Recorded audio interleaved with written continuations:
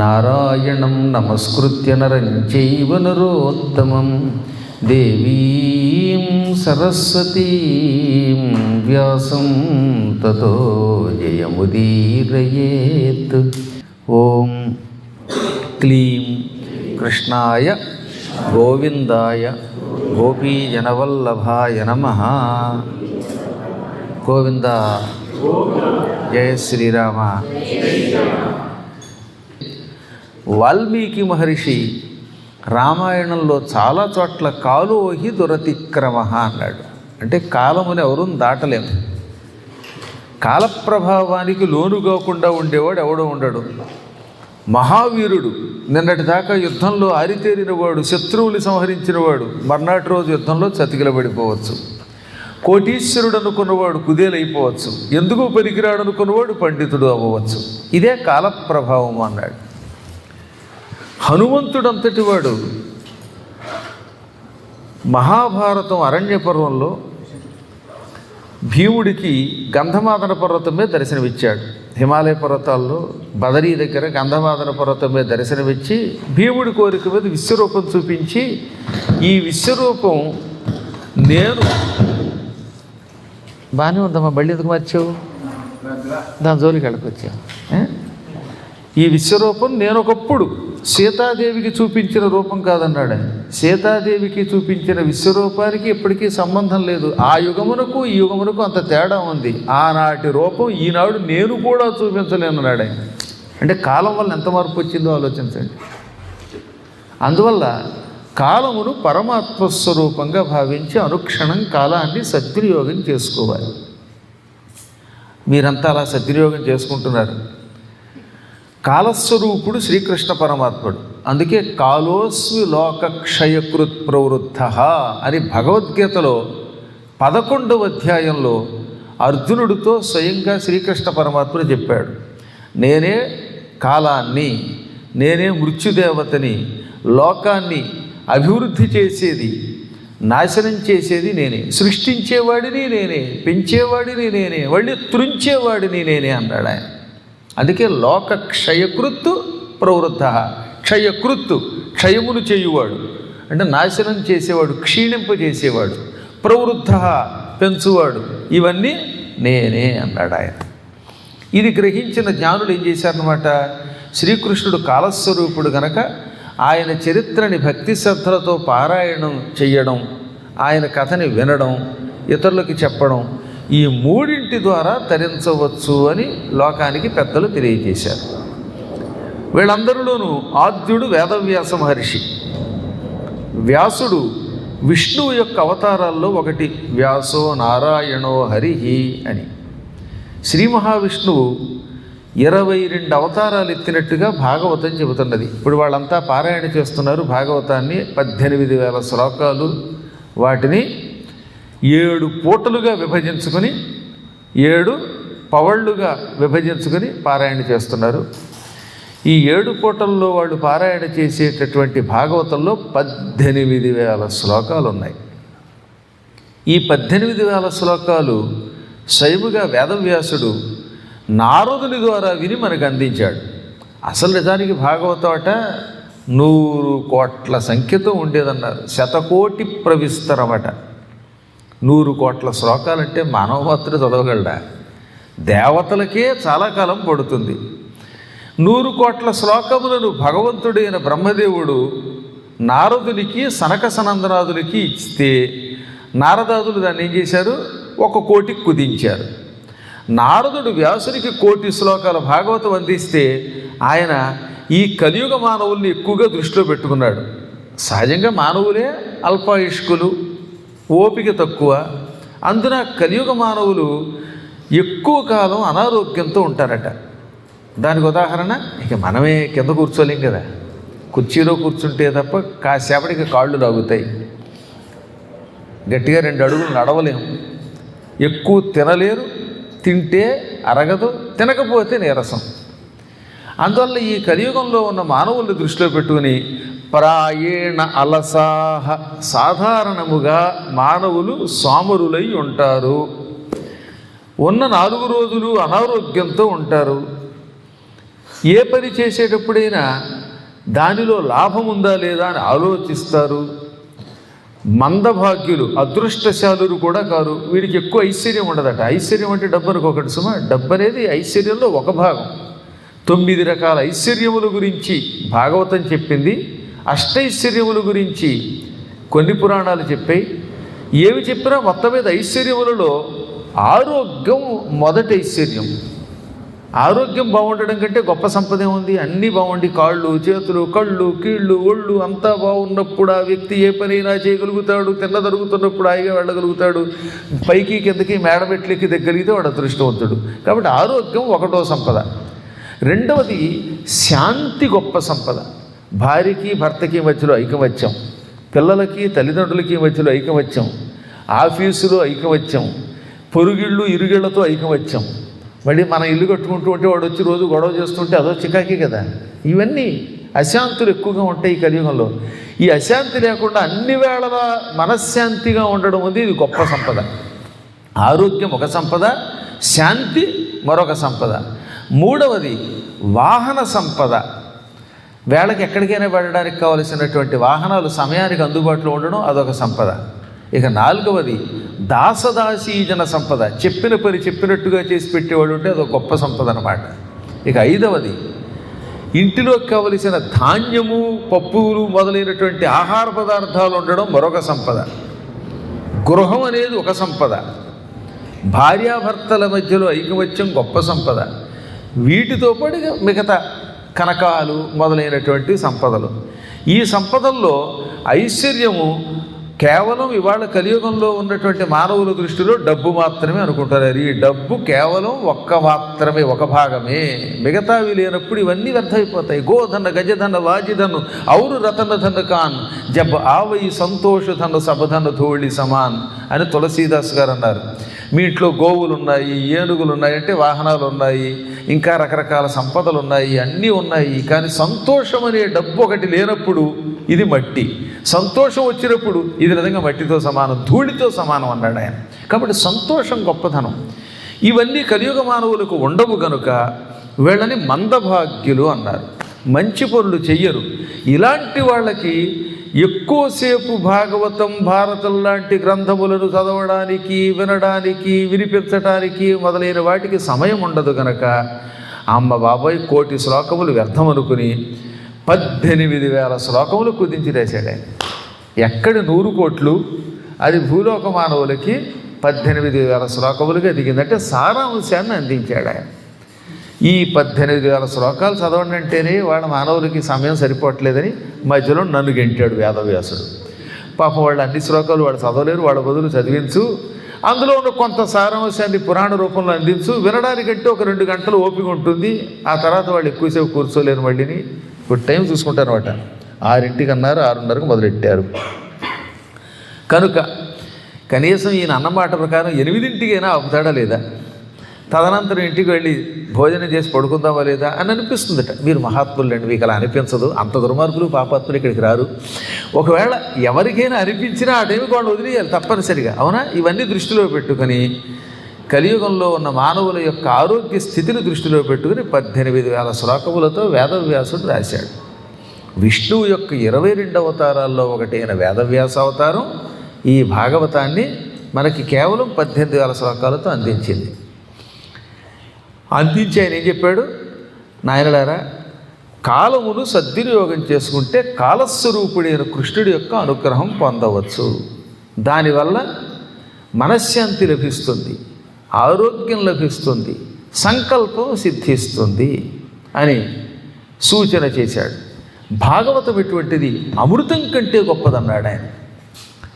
సుధాం పిబం ఏక ఏవ నరస్యాదజరామరః శ్రీమద్భాగవతం కుర్యాత్ కులమేవాజరామరం.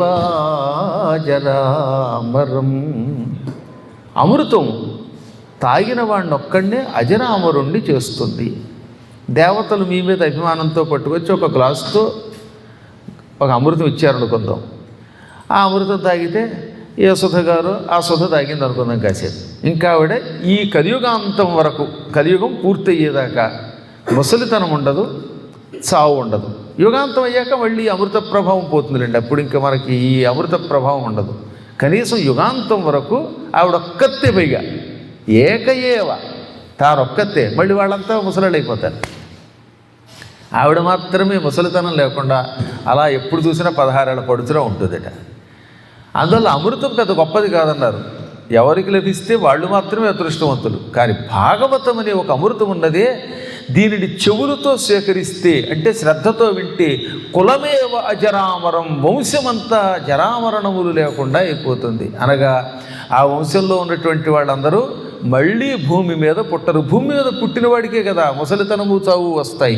కాబట్టి భూమి మీద వాళ్ళకి పునర్జన్మ ఉండదు గనక, జన్మ లేదు గనక, శాశ్వతంగా వైకుంఠంలో ఉంటారు గనక వారెప్పుడూ ముసలితనము చావు లేని కైవల్య స్థితి పొందుతారు. అందుకని భాగవతం గొప్పదన్నారు. భాగవతాన్ని ఒకానొకప్పుడు పరీక్షిత్ అనేటటువంటి మహారాజు గారికి శుకుడు 7 రోజుల్లో వినిపిస్తూ ఉంటే, ఆ సమయంలో దేవతలంతా సుధాంగృహీత్వైవ అమృతం తీసుకుని అక్కడికి వచ్చారు. ఓ సుఖయోగేంద్ర, ఈ పరీక్షిత్తుకి 7 రోజుల పాటు నీవు భాగవతం చెప్పినప్పటికీ 7వ రోజు అయ్యాక ఆయన మరణించక తప్పదు, మరణించి మోక్షానికి ఎడతాడు ఆయన. దాని బదులుగా మేము ఒక పని చేద్దాం అనుకుంటున్నాం. ఈ అమృతం పట్టుకొచ్చాం, అమృతం పరీక్షిత్తుకి ఇస్తాం, ఆయన తాగుతాడు. తాగితే అప్పుడు తక్షకుడనే పాము కాటు వేసినా తక్షణం మరణించకుండా ఇంకా కొంతకాలం బతుకుతాడు. అమృత ప్రభావం అటువంటిది. కాబట్టి ఇతనికి అమృతం ఇచ్చి రక్షిస్తాం. దీనికి బదులుగా అతనికి ఇస్తున్న ఆ భాగవతామృతం మాకిమ్మన్నారు. మాకు భాగవతం అనే అమృతం ఇయ్యి, అతనికి దేవామృతం ఇస్తామంటే ఆయన నవ్వి, కొసుధ ఎక్కడ అమృతం, ఎక్కడి భాగవతం? భాగవతాన్ని వైరాగ్యవంతులు పుణ్యాత్తులైన కొంతమంది మానవులే వినాలి. దేవతలకి భాగవతం వినే అవకాశం లేదు.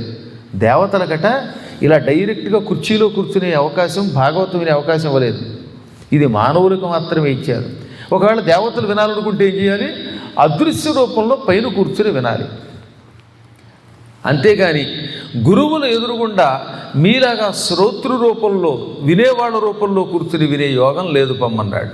అందుకే ఇప్పటికి కూడా దేవతలకి భాగవతం వినాలంటే మీలాంటి వాడిని ఎవరినో ఆవహించడమో పైన కూర్చుని వినడమో తప్ప ముఖాముఖి వినే అవకాశం లేదు. ముఖాముఖి విన్నప్పుడు మాత్రమే, గురువుకి ఎదురుగుండా కూర్చుని విన్నవాడికి మాత్రమే మోక్షం వస్తుంది. పక్క నుంచి విన్నవాడికి కోరికలు తీరుతాయి, ఆయువు పెరుగుతుంది, కానీ శాశ్వత శ్రీ కైవల్యం రాదు. అందుకని కైవల్యం కోసం అప్పుడప్పుడు దేవతలు శాపాలకి గురై భూలోకానికి వచ్చి మళ్ళీ భాగవతం వింటారంటే భాగవతం ఎంత గొప్పదో ఆలోచించండి. అందుకని ఈ విధంగా అమృతం వంటి భాగవతాన్ని ఇవ్వకుండా దేవతల్ని నిర్దాక్షిణ్యంగా పంపించేశాడు సుఖయోగేంద్రుడు. భాగవతం వినాలంటే భక్తి, జ్ఞానం, వైరాగ్యం, యోగం అనే 4 లక్షణములు ఉండాలి. అవి ఉన్నవాళ్ళు మానవులు మాత్రమే. అందువల్ల వారికి తప్ప ఇవ్వను పొమ్మన్నాడు ఆయన. ఇదిగో ఆ భాగవతం ప్రారంభంలో మహిమలో చెప్పారు ఆ విషయాన్ని. అలాంటి భాగవతాన్ని ఎన్నో పర్యాయములు ఈ ప్రాంతంలో కూడా మీకు చెప్పాం. 2013 నుంచి, అంటే 13 సంవత్సరాలు అయింది మొదటిసారి వచ్చినప్పుడు. ఇందాక సుబ్బారావు గారు చెప్పినప్పుడు 11 ఏళ్ళు అన్నారు, ఓ 2 ఏళ్ళు తగ్గించారు, పర్వాలేదులేండి. కానీ 2013లో ఆగస్టులో వచ్చాం. రేపు ఆగస్టు వచ్చిందంటే 13 ఏళ్ళు పూర్తి, 14వ ఏడు. అప్పుడు శ్రీ విద్య ఎంత ఉంది, అవునా?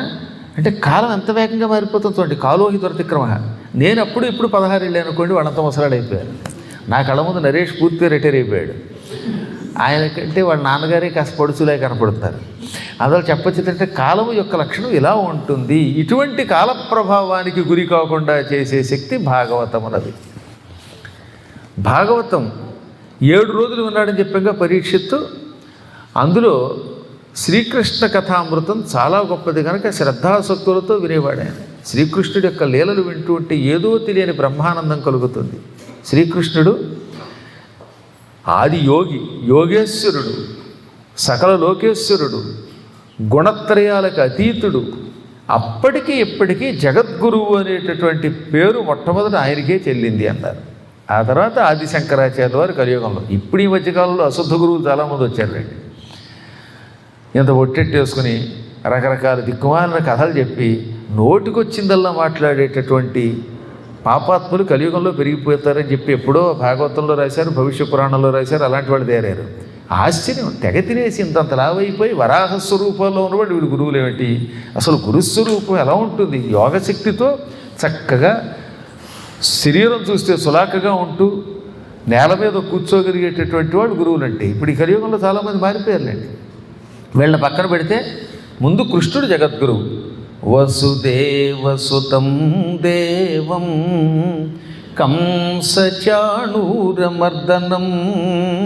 దేవకీ పరమానందం కృష్ణం వందే జగద్గురుం అన్నారు. అందుకే భగవద్గీతని లోకానికి అందించిన మహాత్ముడు ఆయన. ఆ తర్వాత మళ్ళీ మన అదృష్టవశాత్తు ద్వాపరయుగం వెళ్ళిపోయి కలియుగం వస్తే పరమదుర్మార్గులైన నాస్తికవాదులు, రకరకాలైన లౌకికవాదులు పెరిగిపోతూ ఉంటే పరమేశ్వరుడు స్వయంగా శంకరుడి రూపంలో అవతరించాడు. అందువల్ల ఎప్పుడైనా మనం పిలిస్తే శంకర పీఠాల వాళ్ళని మాత్రమే జగద్గురువులు అంటాం, లేదా శ్రీకృష్ణ పరమాత్మని జగద్గురువు అనాలి. ఈ మధ్యన చాలామందిట వాడికి వాడే జగద్గురువు, శుద్ధ గురువు, అశుద్ధ గురువు అని పేరు పెట్టుకుంటున్నారే, ఇవన్నీ పాపాత్ములు. వేదములలో తప్పులు ఎవడైనా పట్టుకోవడానికి ప్రయత్నించాడంటే వాడంత క్షుద్రుడు లేడట. అలాంటి వాడికి తెనాలి రామకృష్ణుడే ఓ మంచి ఆదర్శం. ఓసారి తెనాలి రామకృష్ణుడు శ్రీకృష్ణదేవరాయల ఆస్థానంలో ఉండగా నరసరాజు అని కవి వచ్చాడు. ఎవడైనా కవిత్వం రాస్తే తప్పులు పట్టుకుంటానన్నాడు. తప్పులు పట్టుకుంటానడగానే తెనాలి రామకృష్ణుడు వాడిని బాగా ఎదుర్కొని వాడిని ఓడించి కసిగా ఉపజ చెప్పాడనమాట. తెలియనివన్నీ తప్పులని దిట్టతనాన సభాంతరమునన్ పలుకగరాదురోది పలుమారు పిశాచపు పాడెగట్ట నీ పలికిన నోట దుమ్మువడ భావ్యమిరుంగవు పెద్దలైన వారల నిరసిల్తువా ప్రగడరాన్నరస విరస తుస భుస అన్నట్ట. కాబట్టి పాపాత్ములు కలియుగంలో అలా తిట్టాలి. నీకు తెలియదు, అక్షరం ఒక్క రాదు, పెద్దలైన వాళ్ళందరినీ తిట్టడం, వేదాల్లో తప్పులు పట్టుకోవడంట. ఇలా తెలియనివన్నీ తప్పులని భావించి నీ ఇష్టం వచ్చినట్టుగా తప్పులు అంటావా, నోటికి వచ్చినట్టు మాలుగుతావా, పెద్దలైన వాళ్ళని నిరసిస్తావా, దౌర్భాగ్యుడా, విరస తుస భుస అన్నాడు ఆయన. కాబట్టి అలా తప్పులు పట్టుకోవడం అనేవి ఉన్నవే మహానుభావుల యొక్క కావ్యాలలో. అందులో ముఖ్యంగా వేదమంత్రాల్లో తప్పు పట్టుకోవడం ఏమిటి? వేద పండితులు కూడా ఎంతో జాగ్రత్తగా కష్టపడి ఏళ్ల తరబడి చదివితే అటువంటి వాటిల్లో కలియుగంలో కొంతమంది వేళ్ళు పెడతారు. వాళ్ళందరి యొక్క పతనం కోసమే కల్కి అనే రూపంలో అవతరించబోతున్నాడు శ్రీకృష్ణ పరమాత్మ. మ్లేచ్ఛాందారయతే శతాకృతి కృతే దేవాయ తుభ్యం నమః. ఈ మ్లేచ్ఛులను, ఈ నీచులను, వేద ధర్మములకు వ్యతిరేకంగా మాట్లాడే వాళ్ళని, వేదాలలో తప్పులు వెతికేటటువంటి వాళ్ళని, పురాణాలను ఇతిహాసాలను తోలనాడేటటువంటి వాళ్ళని సర్వనాశనం చేసి ధర్మం 4 పాదాల నిలబెట్టడం కోసం పరమాత్ముడు కృష్ణుడు మరి కొంతకాలంలో కల్కి అనే పేరుతో అవతరించబోతున్నాడు. అప్పుడు ఆయన పసుపు రంగులో ఉంటాడు. ఆయన కట్టుకున్న పంచె ఏ రంగులో ఉంటుందో ఆ రంగులో ఉంటాడు. కల్కి అనే రూపంతో అవతరిస్తే పరమాత్ముడికి ముందు రంగు చూడాలట. ఆయన శరీరం ఆపాదవస్థగా అలా ఉంటుంది, పీతవర్ణం పసుపు రంగులో ఉంటాడు. ఇక కట్టుకునే వస్త్రములు శ్వేతవర్ణం తెల్లగా ఉంటాయి. అద్భుతమైన గుర్రం ఎక్కుతాడు. ఆ గుర్రం యొక్క తోక నల్లని కుచ్చుతో ఉంటుంది, గుర్రం తెల్లగా ఉంటుంది. ఆయన చేతిలో పెద్ద కత్తి ఉంటుంది, ఆ కత్తి తోక చుక్కలా ఉంటుందట. మ్లేచ్ఛ నివహనిధనే కలయసి కరవాలం ధూమకేతుమివ కిమపి కరాళం కేశవా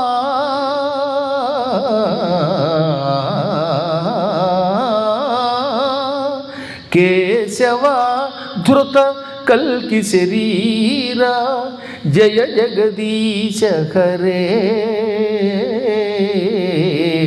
జయ జగదీశ హరే అని భక్తజయదేవుడు అద్భుతంగా అష్టపదులుగా బదులుగా దశపదులు రాశాడు.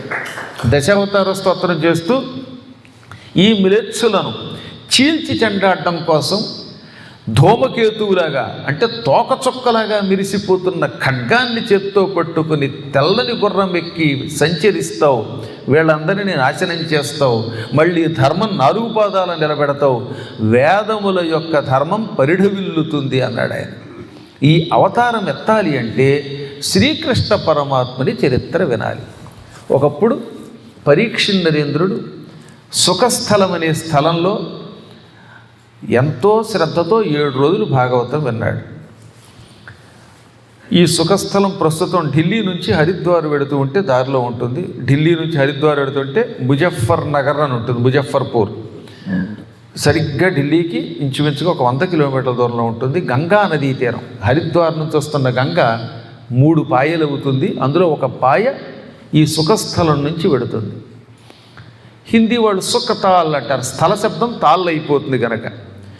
ఆ స్థలం ఎంత బాగుంటుందండి. అక్కడ ఒక అద్భుతమైన మర్రి చెట్టు ఉంటుంది. ఆ మర్రి చెట్టు రావి చెట్టు పక్క పక్కన కలిసి ఉంటే దాని కింద కూర్చుని శుకుడు పరీక్షిత్తుకి పురాణం చెప్పాడు. ఆ స్థలం దగ్గర మందాకిని నది అలా ప్రవహిస్తూనే ఉంటుంది. గంగా నది ప్రవహిస్తూ ఉంటుంది. రోజు గంగా స్నానం. ఇక్కడేమో ఆ గంగా ప్రవాహం వంటి పవిత్రమైన భాగవత కథ. ఈ 2 శ్రద్ధగా ఒకేసారి జరిగాడు. గంగలో స్నానం చేయటం, పురాణం వినడం అనమాట. ఇంకన్నీ మర్చిపోయాడు ఆయన. భాగవతం వింటూ ఉంటే ప్రపంచం మరిచిపోయి, భవిష్యత్తులో ఏం జరుగుతుందో మరిచిపోయి, మరణం మీద భీతి విడిచిపెట్టి విన్నాడు ఆయనండి. ఆ భాగవతం వింటున్నప్పుడు ఆయన అంటాడనమాట, నీ ముఖాంబుజాత నిర్ముక్త హరికథామృతముత్రావత్రావమేను పొదలే వంతమానే నీరు బొట్టు ఆకలియును దూరమయ్యే మనము తొంగలించే. నీ ముఖం ఒక పద్మం. తామర పువ్వులో నుంచి తేనె బయటకు వచ్చినట్లుగా నీ ముఖపద్మం నుంచి భాగవతం అనే తేనె బయటకు వస్తున్నది. ఈ భాగవతం అనే అమృతం వస్తున్నది. ఈ అమృతం తాగాను. అమృతం నోటితో తాగుతాం. భాగవతామృతం ఎలా తాగుతాం అంటే చెవులతో వింటున్నాం అని అర్థం అనమాట. శ్రద్ధతో చెవులతో నీవు చెబుతున్న భాగవతం వింటూ ఉంటే నాకు బాధలన్నీ తొలగిపోయాయి. వంత అంటే బాధ, అది తొలగిపోయిందట. నీరు తాగాలనేటటువంటి కోరిక కూడా పోయింది. అంటే దాహం కూడా లేదు. ఆకలియును దూరమయ్యే భోజనం చెయ్యాలనే కోరిక కూడా పోయింది. పూర్వం మన పెద్దలు ప్రేమలో పడిన కొత్తలు ఏమనేవారు, ఆకలి ఉండదు, దాహం ఉండదు, నిన్ను చూస్తుంటేనే పెళ్లి కుదిరిన కొత్తల్లో ఉంటుందిలేండి. ఆ కొత్తగా వచ్చిన పెళ్ళం వైజాగ్ పట్టుకుపోయాక, వీడి దగ్గర ఉన్న క్షవరం అయిపోయాక, 4 రూపాయలు క్షవరం అయ్యాక వదిలేశాక ఆకలి ఎక్కువ, దాహం ఎక్కువ, నా కర్మ కాలితేను అని రేపొద్దున పాడుకుంటారు.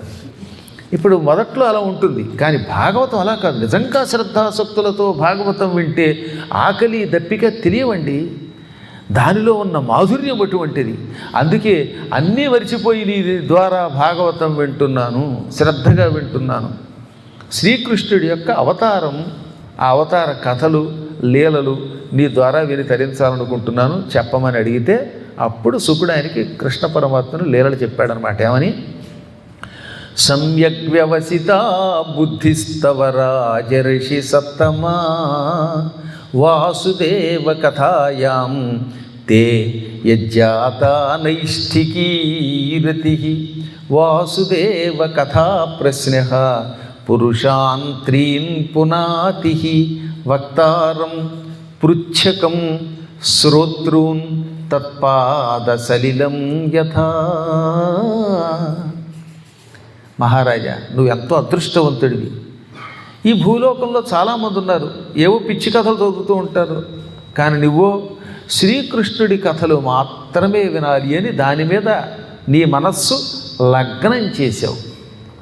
అటువంటి బుద్ధిని సమ్యక్ బుద్ధి, సరి అయిన బుద్ధి, మంచి బుద్ధి అంటారు. భగవత్ కథలు వినాలి అని కోరిక వచ్చినప్పుడు ఆ బుద్ధిని ఏమంటారు, సరైన బుద్ధి, లేకపోతే దుర్బుద్ధి.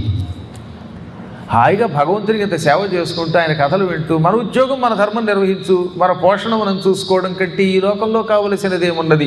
నీ బుద్ధి నిజమైన బుద్ధి.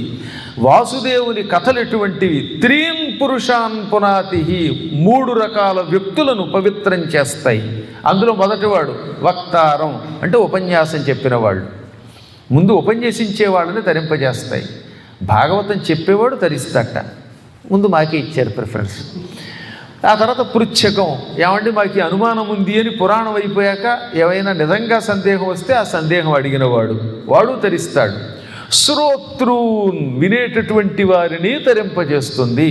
ఉపన్యాసం చెప్పేవారు, ధర్మ సందేహాలు అడిగేవారు, శ్రద్ధతో వినేవారు, ఈ 3 రకాలైన వ్యక్తులను భాగవత కథ పవిత్రులను చేస్తుంది. ఎలాగా? తత్పాద సలిలం యథ, విష్ణుపాదముల నుండి పుట్టిన గంగవలే. విష్ణుపాదాల నుండి ఒకప్పుడు గంగ పుట్టింది. ఆ గంగలో నేను నా పాపాలు తొలగించుకోవడం కోసం స్నానం చేస్తున్నానని సంకల్పం చెప్పుకొని స్నానం చేస్తే వాడి పాపాలు పటాపంచలవుతాయి. అలా గంగా స్నానం వల్ల ఏ రోజు పాపాలు రోజు పోతాయి. కానీ భాగవతం అలా కాదు, ఒకసారి వింటే ఇక జీవితంలో ఏ పాపము లేదు. ఆనాటి వరకు చేసిన పాపాలన్నీ పోతాయి. మళ్ళీ కొత్త పాపాలు రేపు తర్వాత చేసుకోవచ్చు. కానీ అప్పటి వరకు చేసిన సమస్త పాపాలు ఒక్క దెబ్బకి పటాపంచలైపోతాయి. అటువంటి శక్తి ఈ భాగవతమునకున్నది. అందువల్ల చెబుతున్నాను విను. పూర్వం ఒకప్పుడు ఈ భూమి మీద కొంతమంది రాక్షసులు మానవ రూపంలో పుట్టారు. అది ద్వాపర యుగం చివరి పాదం. ఆ పాదం గడిస్తే ఇక కలియుగం ప్రారంభమవుతుంది.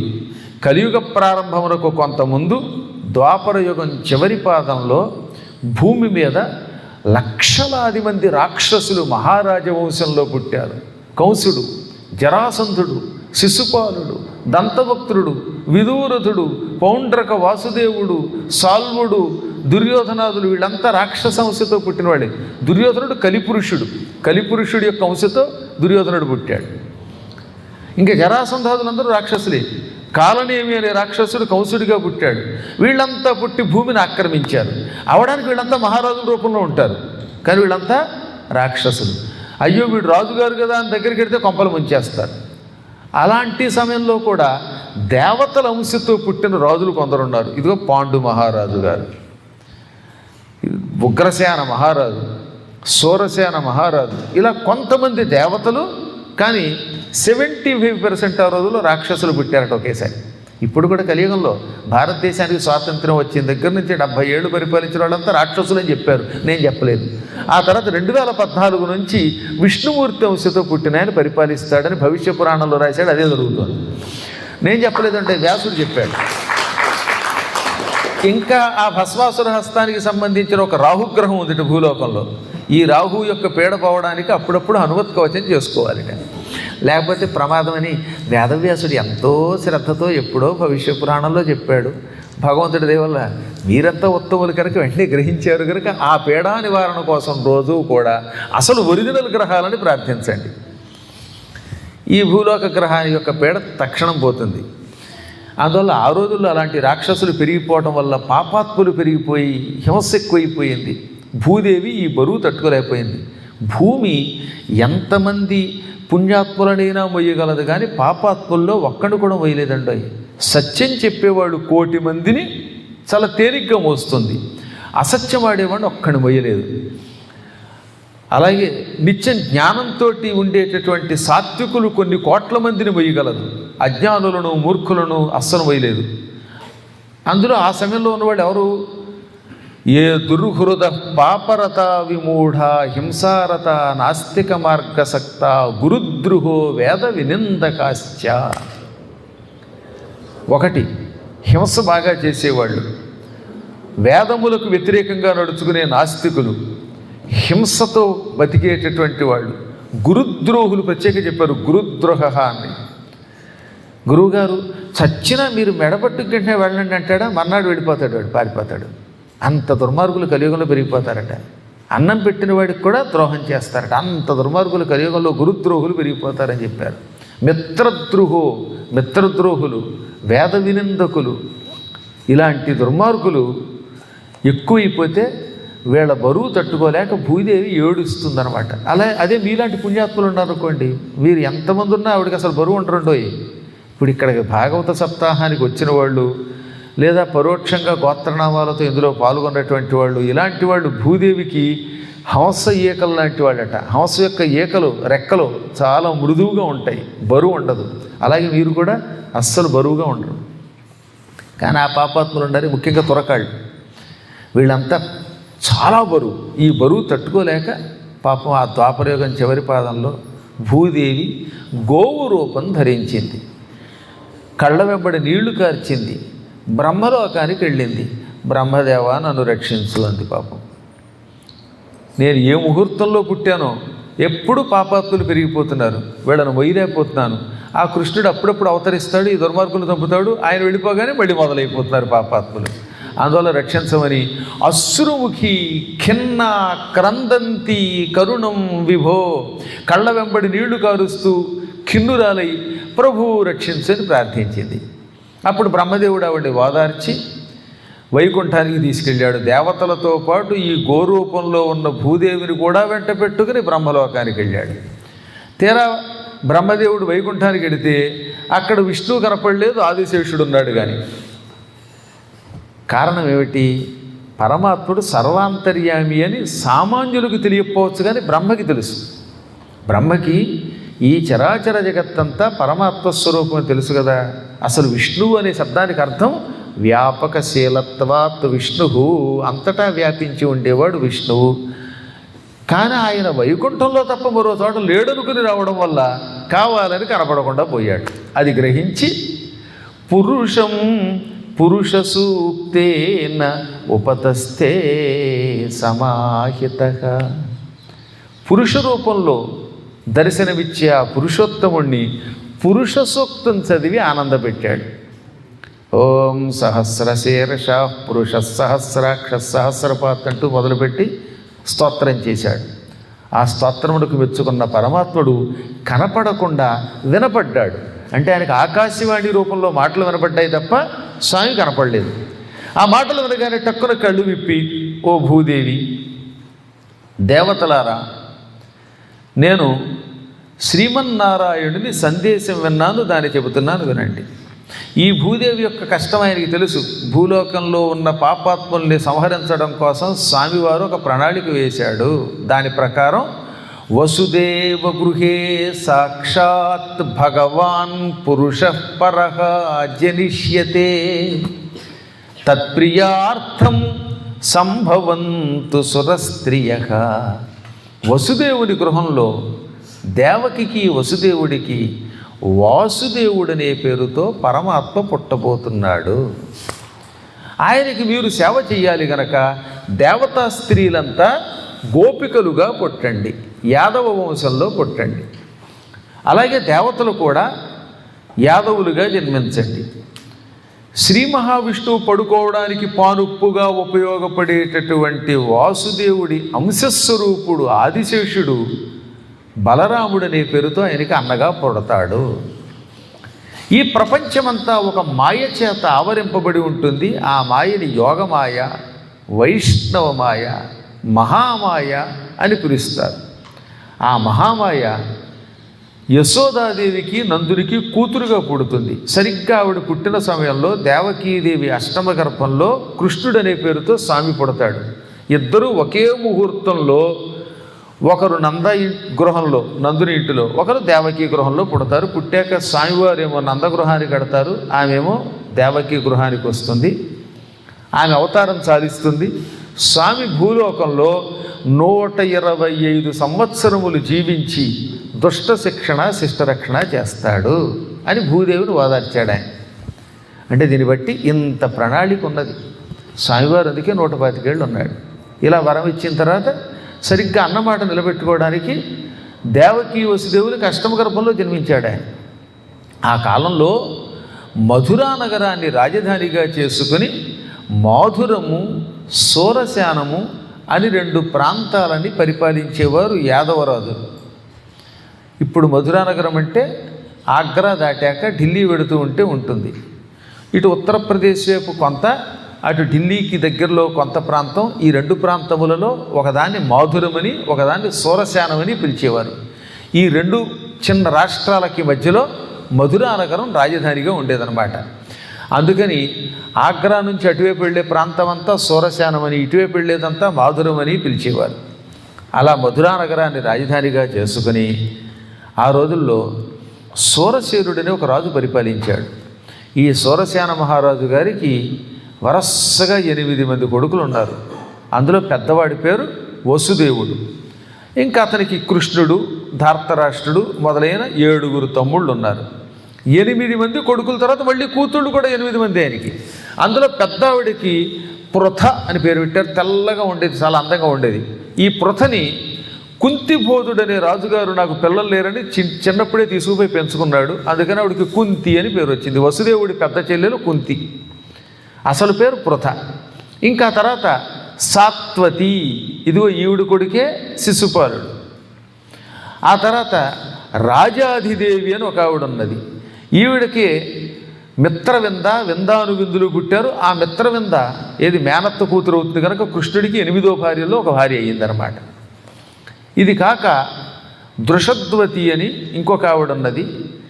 ఆవిడ ఇదిగో పరమధర్మార్కుడు దంతభక్తుడిని కన్నది.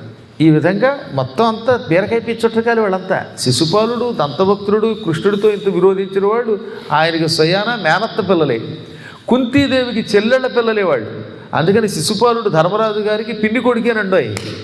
కానీ వీళ్ళు మంచి పిన్ని కొడుకులు, బంగారపు గిన్నె కొడుకులు, వాళ్ళంతా ఇత్తడి గిన్నెలు అయిపోయారు, ఎందుకు పనికిరాకుండా అయిపోయారు. దీన్ని బట్టి ఏం తెలుస్తోంది? కుంతీదేవి చిన్నప్పటి నుంచి కృష్ణ భక్తితో పెరగటం వల్ల ఆవిడ పిల్లలకి కృష్ణుడి మీద భక్తి ఏర్పడి మహాత్ములు కారణజన్ములయ్యారు. తక్కిన వాళ్ళు అత్తయ్యలు ఎవరికి కూడా ఈ కృష్ణుడి మీద భక్తి లేదు, వాళ్ళ పిల్లలు దుర్మార్గులు అయ్యారు. కాబట్టి తల్లి సరిగ్గా ఉంటే పిల్లలు గొప్పవాళ్ళు అవుతారు. పిల్లలు పాడైపోతున్నప్పుడు మా పిల్లలండి సరిగ్గా లేరంటే నువ్వేం చేసావు?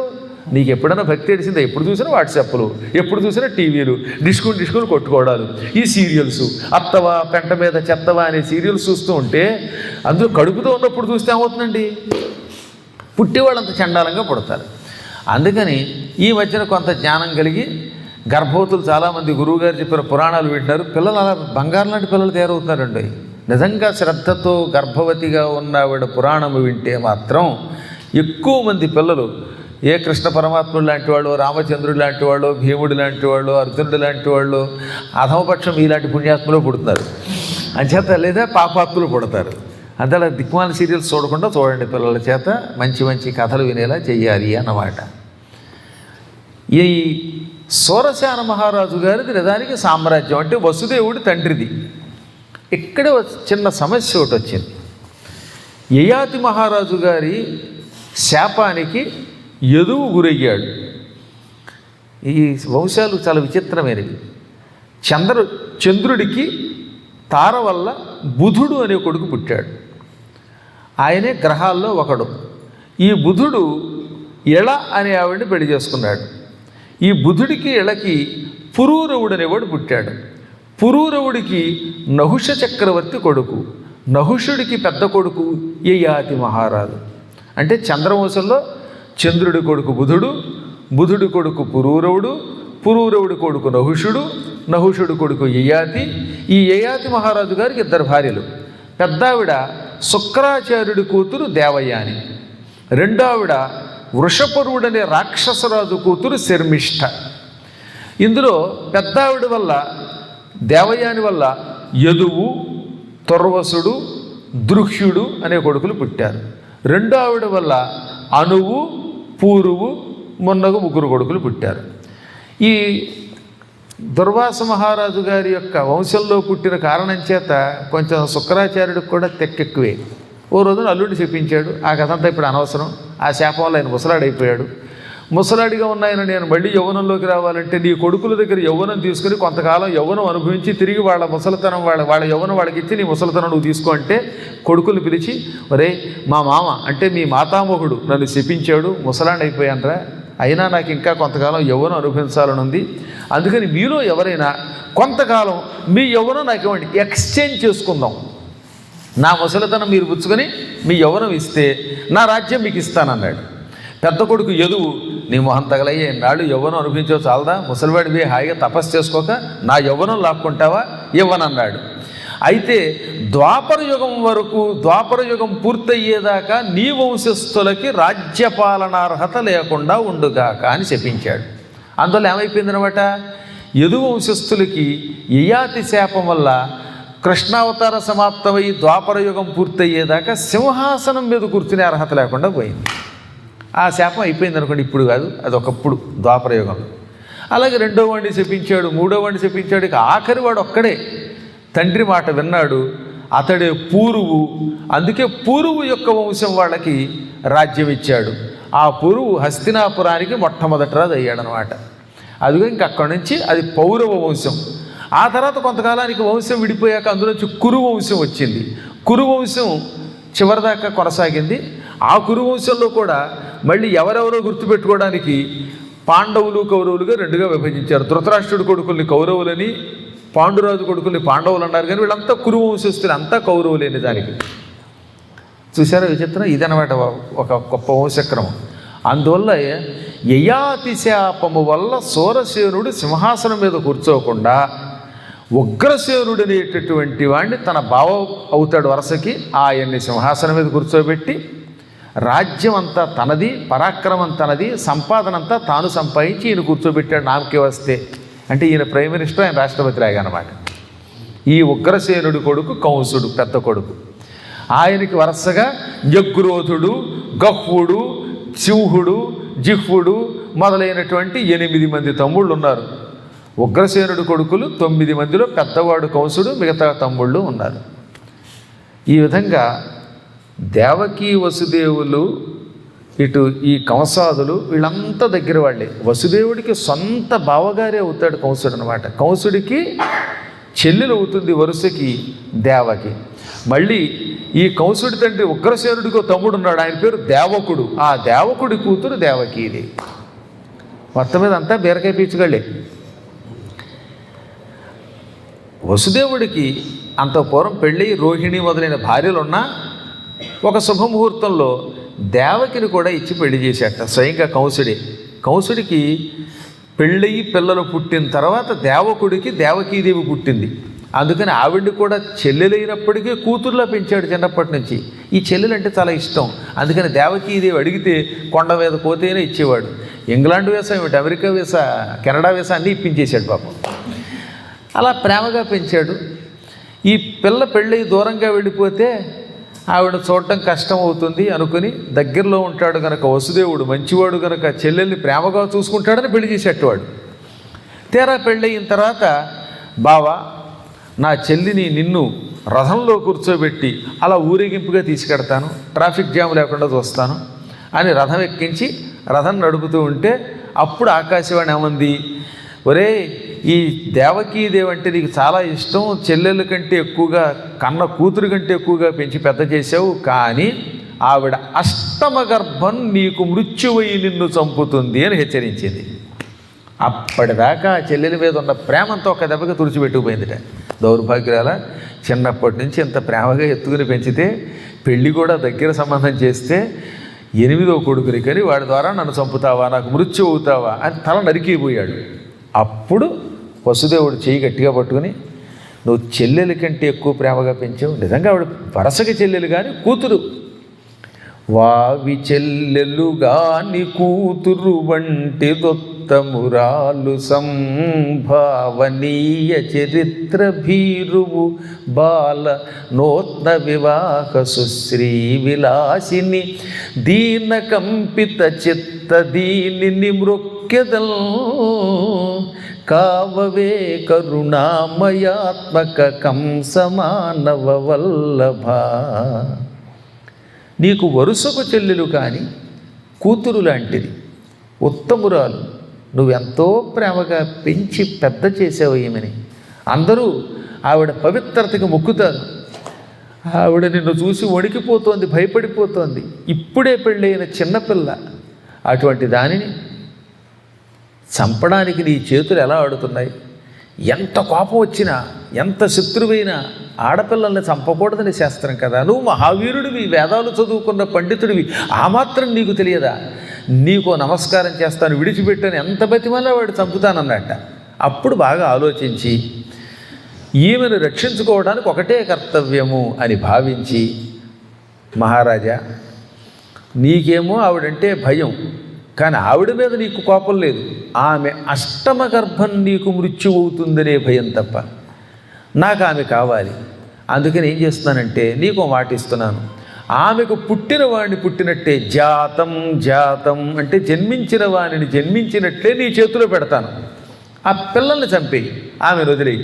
నీకు భయం పిల్లల వల్ల కానీ ఆవిడ వల్ల కాదు కదా, కాబట్టి పిల్లల్ని చంపి ఆమెను నాకు వదిలేయి అంటే నీ మాట మీద నమ్మకంతో వదిలేస్తున్నాను, పిల్లలు మాత్రం పుట్టగానే నాకు అప్పగించన్నాడు. ఆయన ఇంటికి వెళ్ళిపోయాడు.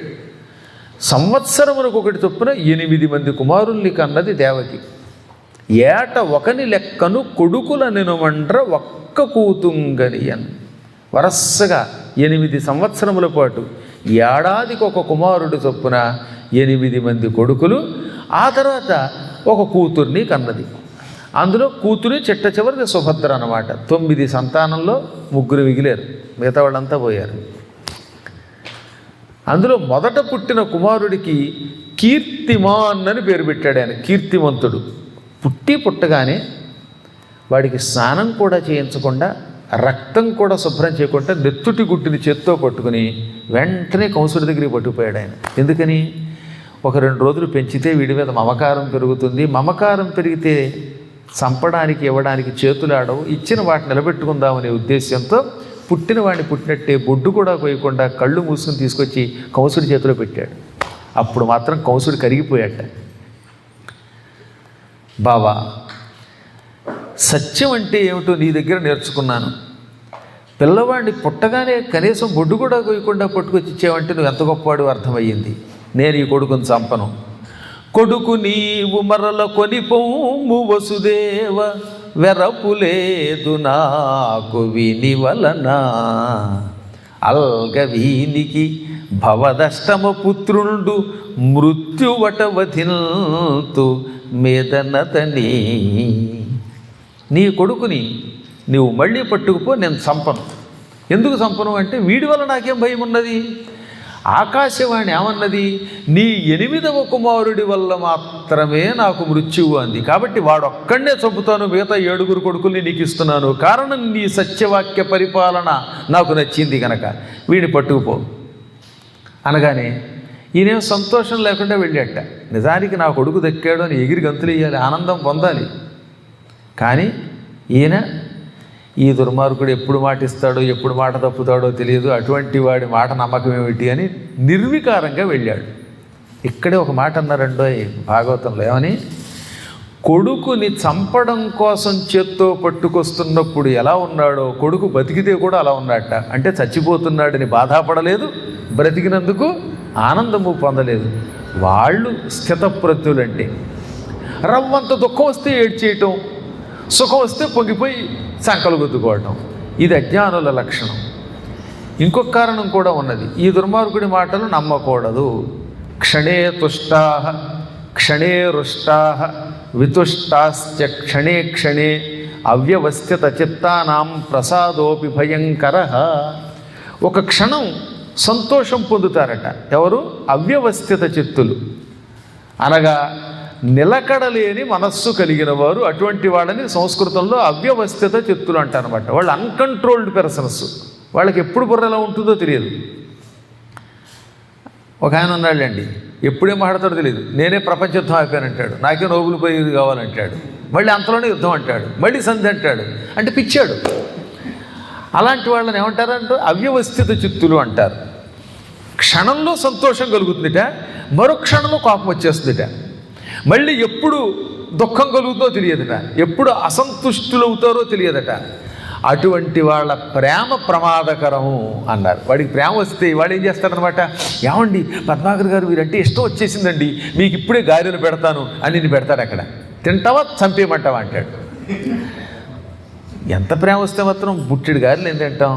పోనీ చచ్చిచేడు వాడు తిన్నాక, వాడు పెట్టిన గారి తిన్నాక మధ్యలో అంతలో కోపం వచ్చి నేను పెట్టిన గారి కక్కు అంటాడు. ఏం కక్కుతాం? అస్సలు నిలకడలేనటువంటి వాడు మన దగ్గర ఉండడం ఎటువంటిది అంటే, పాము పడగ నీడలో విశ్రాంతి తీసుకోడంట. ఓ పెద్ద విషసర్పం పడగెత్తింది, ఇంతలో వేసవకాలంలో ఎండ తట్టుకోలేక ఓడొచ్చి కింద ఉన్నట్ట. ఇంకా మనిషి అయితే పర్వాలేదు, సప్పంబు పడగ నీడను కప్ప వసించిన విధంబు గదరా సుమతి అన్నారు. సుమతి శతకంలో పాము పడగ నీడలో కప్ప విశ్రాంతి తీసుకోవడం వంటిది. అటువంటి వాడిని ఎప్పుడు నమ్మకూడదండో. గురువు గారు మీరు గెంటేసినా వెళ్ళని అన్నాడు దౌర్భాగ్యుడు. నన్నే గెంటేశాడు. ఇప్పుడు మళ్ళీ వాడు మెసేజ్ పెట్టాడు, మీరు పిలిస్తే అర్ధరాత్రిని అపరాత్రిని ఎప్పుడైనా వచ్చేస్తానండి అని. ఏం నమ్ముతాం వాడిని? కొన్ని ఆడియోలు వినిపిస్తాను మీకు, మా డాక్టర్ గారికి పంపిస్తాను. అలాగా ఈ వీళ్ళని అవ్యవస్థిత చిత్తులు అంటారు. ఈ పిచ్చాళ్ళు ఏం చేస్తారో తెలియదు. కంసుడు అటువంటి వాడు. ఇవాళేమో నా కొడుకుని నాకు ఇచ్చాడు, మళ్ళీ రేపు ఏం జరుగుతుందో అని ఇంటికి వచ్చేట పాపం. కానీ పాపం దేవకి ఎంతైనా స్త్రీ కనుక కోమల హృదయురాలు కనుక నమ్మేసింది. నమ్మి పైగా మా అన్నయ్య ఎంతో మంచివాడు, ఏదో నా వల్ల తనకి మృత్యుగండం ఉందనుకుని నా బిడ్డని చంపాలనుకున్నాడు, నన్ను చంపాలనుకున్నాడు తప్ప ఇప్పుడు 8వ కొడుకుని తప్ప మిగతా వాళ్ళని చంపట్లేదు, చూసారా, ఎప్పటికైనా మా పుట్టింటి వాళ్ళే మంచివాళ్ళు అంది. సహజం అండి, ఏంటో తెలియదు కానీ నేను చాలా చోట్ల చూశాను. ఎంత గింజుకున్నా సరే పుట్టింటి వాళ్ళ మీద ఉన్న ప్రేమలో 1000వ వంతు కూడా భర్త మీద కొంతమందికి ఉండదట. ఈ భర్త గారు బంగారం లాంటి ఇల్లు హౌన్స్లో కట్టిన, అదే హ్యామల్ ప్యాడ్లో కన్నా ఇంకో చోట కొని బంగారం లాంటి ఇల్లు కొనిచ్చిన దాని మీద తృప్తి కంటే ఏ ఏడాదికోసారి పుట్టింటి వారు ఒక జాకెట్ పీస్ పెడితే మా పుట్టింటి వారు పెట్టారు జాకెట్ పీస్ అని చెప్పకపోతే పీస్ ఉండదట అంటారు. నేను అనలేదండి, వ్యాసుడు అన్నాడు. కాబట్టి ఏదైనా కోపం వస్తే కనపడితే ఆయన అడగండి, నన్ను అడగండి మళ్ళీ. అందువల్ల అదొక ప్రేమ. ఆవిడ కూడా అలాగే మా అన్నయ్య మంచివాడు అనుకుంది. ఎంత చేసి 2-3 రోజులు గడిచిందేమో. ఈ పిల్లాడితో కాలక్షేపం చేస్తూ ఉండగా మా గురువు గారు వచ్చారు, నారదుల వారు. కంస, నీతో ఏకాంతంగా మాట్లాడాలి అనగా ఏమిటి స్వామి అన్నట్ట. నీకు భవిష్యత్తు తెలియక సంతోషంగా కాలక్షేపం చేస్తున్నావు. ఇప్పుడు నీ వెనక జరుగుతున్న కుట్ర చెబుతాను విను. అక్కడ వ్రేపల్లిలో నందుడు మొదలైన గోపాలకులున్నారు. వారెవరు? ఇక అతని భార్య యశోద వంటి స్త్రీలెవరు?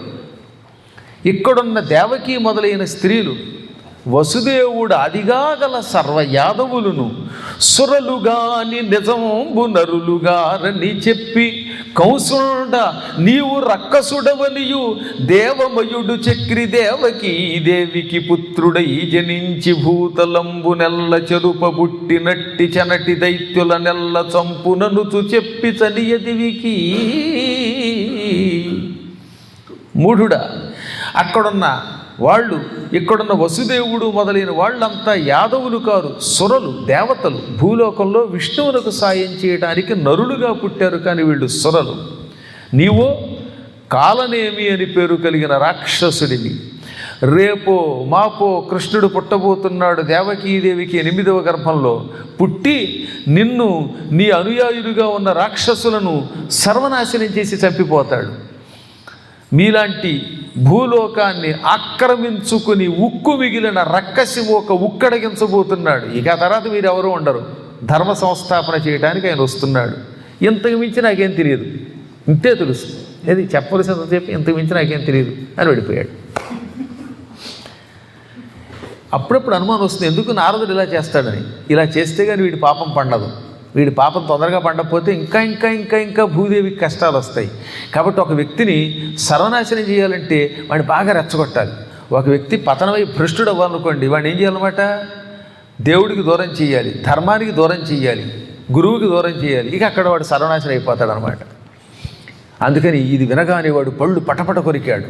నారదుడు అలా వెళ్ళిపోగానే నారదు మాటలు విని పెళ్ళారాటము పొంది ఎదువుల నిమిషులనియున్ నారాయణ కరఖడ్గ విదారితుడగు కాలనేమితాననియుమదిన్ కలగంబాది మరంది చెల్లెలి నుదగ్రక్రోధుడై పట్టి బొద్ధులగా విల్చే హరిందలంచి వెరదోడ్తో వారు కన్నట్టి పుత్రుల జంపెన్ గురునుగ్రసేను ఎదు తద్భోజాంధకాధీసు నిర్మలు బట్టెన్ కడువాలి ఏలే చలమారన్ సురశనంబులన్.